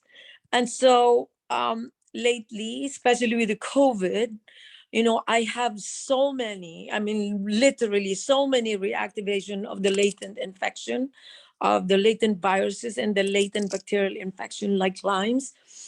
I find it very effective if you use the glutathione, the high dose, but in the sequential, manner or fashion. And so I use up to 10 grams of the glutathione in 1 week. And especially when I'm doing it for the 6 weeks. And then you can see they're coming back, their fatigue goes down. But I haven't tried it enough or long enough on the cancer patient because, for the reason that I don't get the cancer patient. But I think lately, some cancer patients are putting my name out there, and so they're coming in. And so I will see. I don't think there's any danger if you use the glutathione. I'm very comfortable using that. I infuse it in the office and I can see how they are, and I monitor, the blood and blah, blah, blah, everything. And so let's see. But with the infectious, situation, I think it's working very well. I'm able to alleviate the fatigue, the severe fatigue that goes with the vaccine injury complication and the reactivation of the latent or dormant infections. Okay. I've no doubt, that your results are good, in part because of these interventions.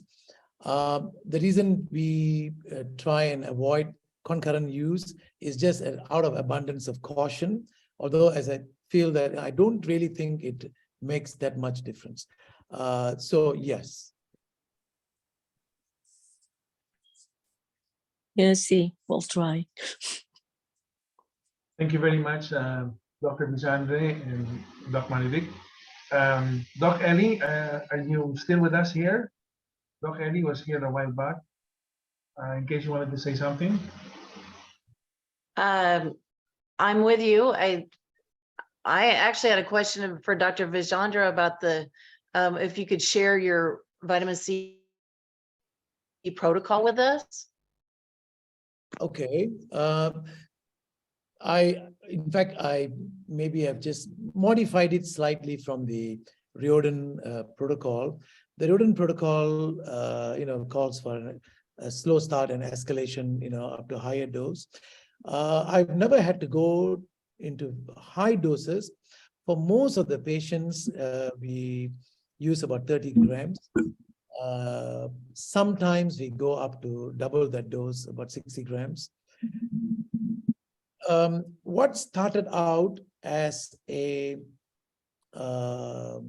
way to manage patients' convenience, because a lot of our patients are overseas patients. They come and they can't stay for very long spells.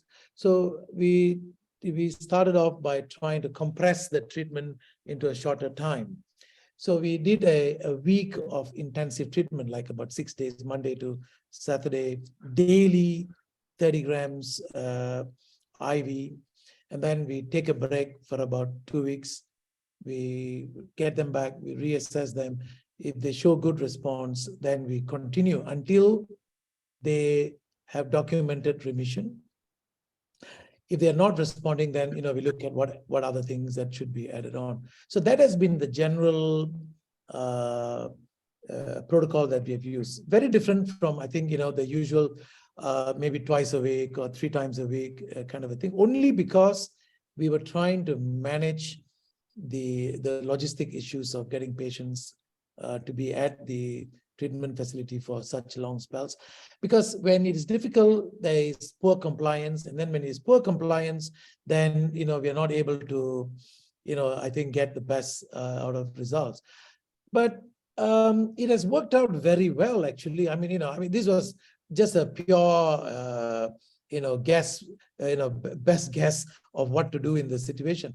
But it has worked out very well because we have a very high rate of remission, not just palliative or symptomatic improvement, but actual remissions. So that is what we have stuck to for the time being. Yeah.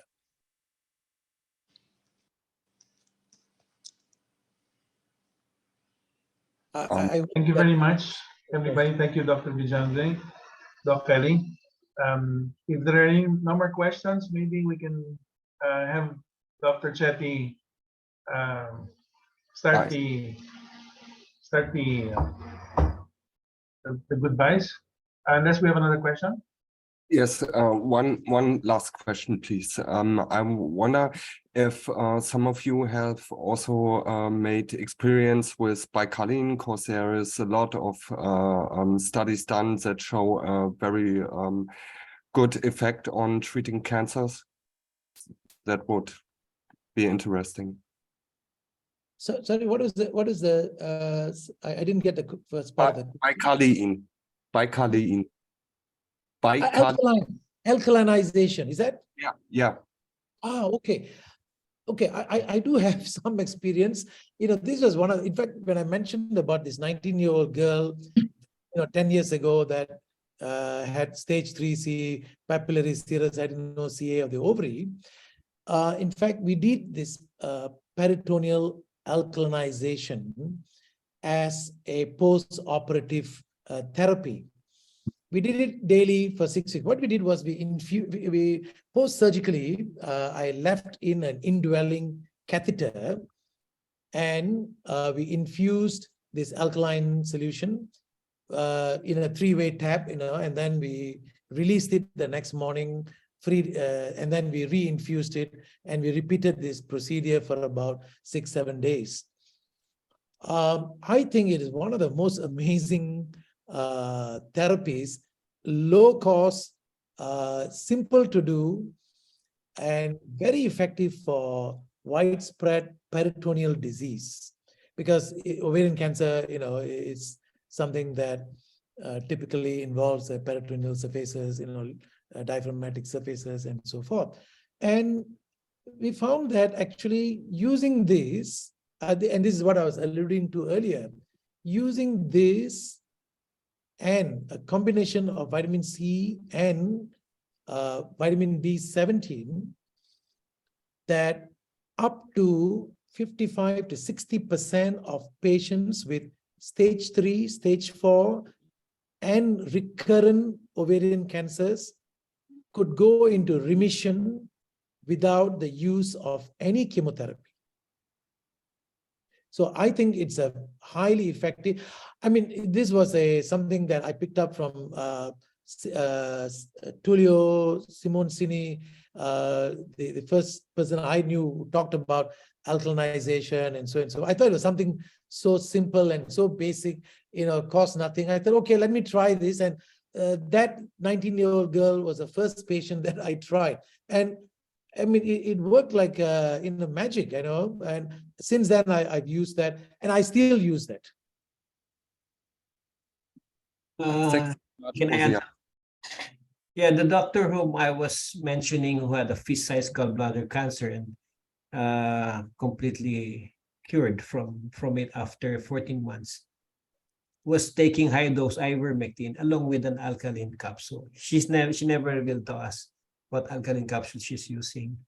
And may we know what alkaline injections you've been giving intraperitoneally, Dr. Vijayenra?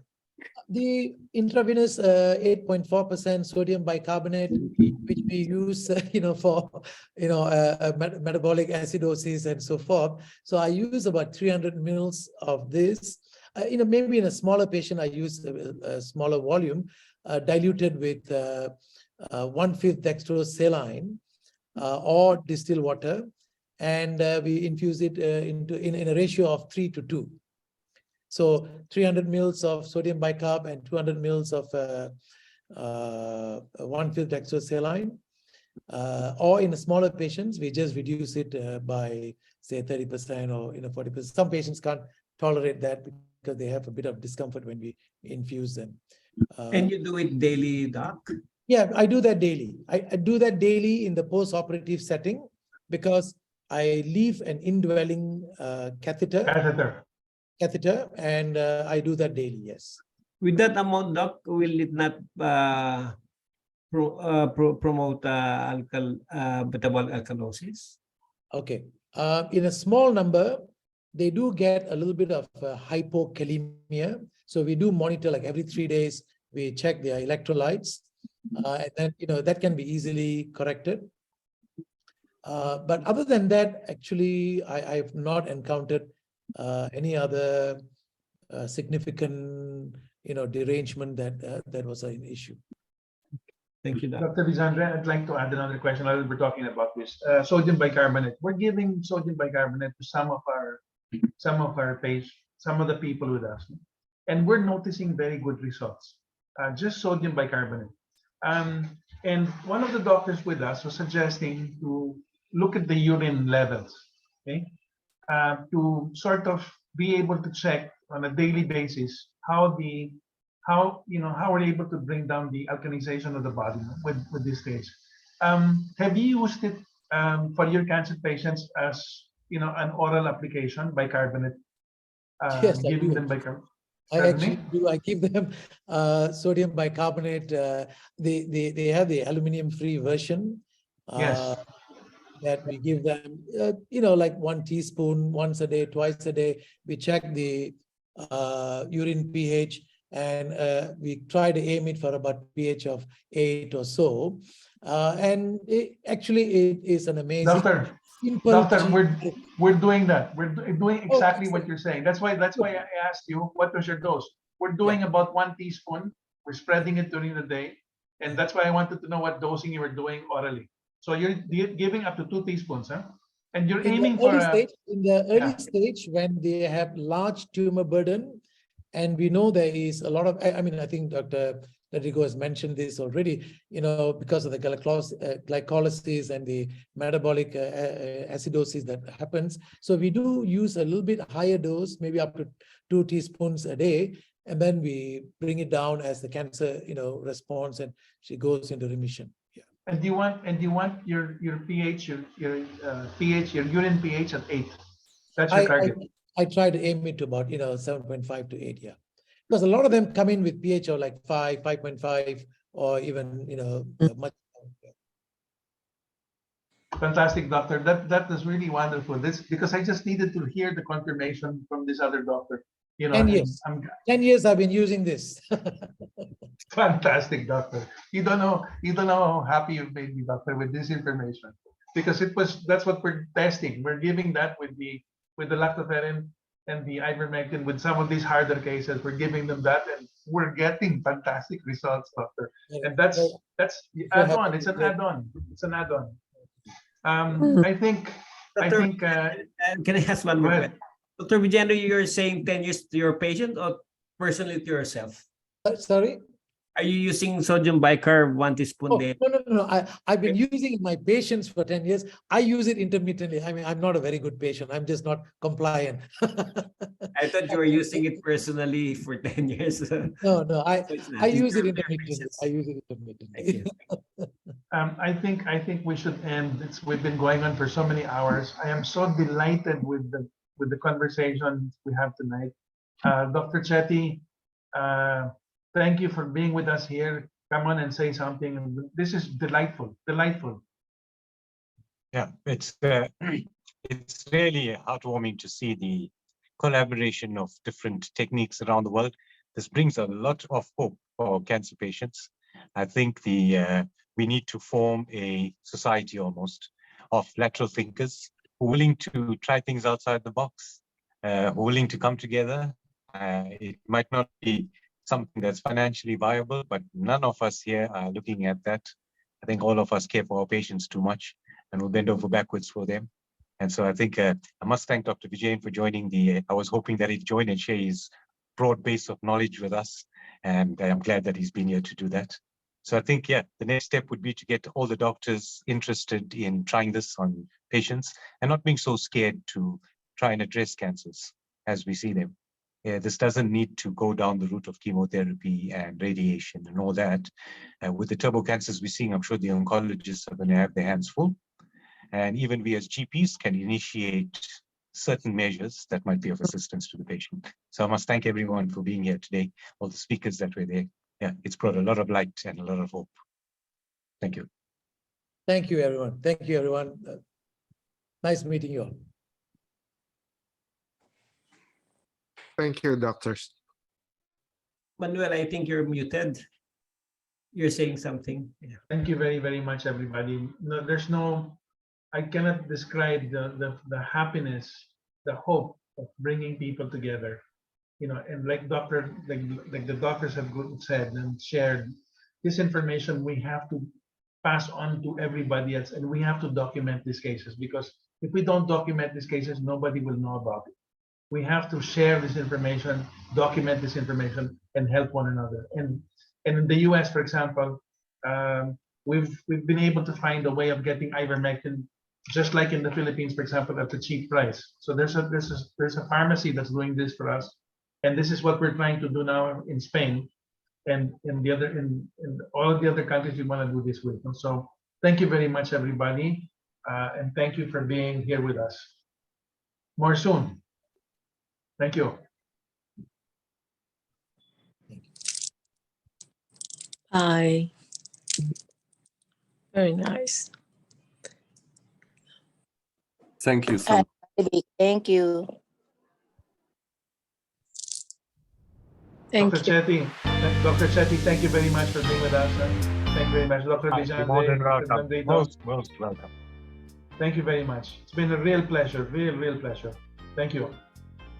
It's the start of a journey, not the end of one. Thank you very much. We'll meet soon. Thank you very much. Thank you. Bye. Thank you. Bye, everyone. Thank you.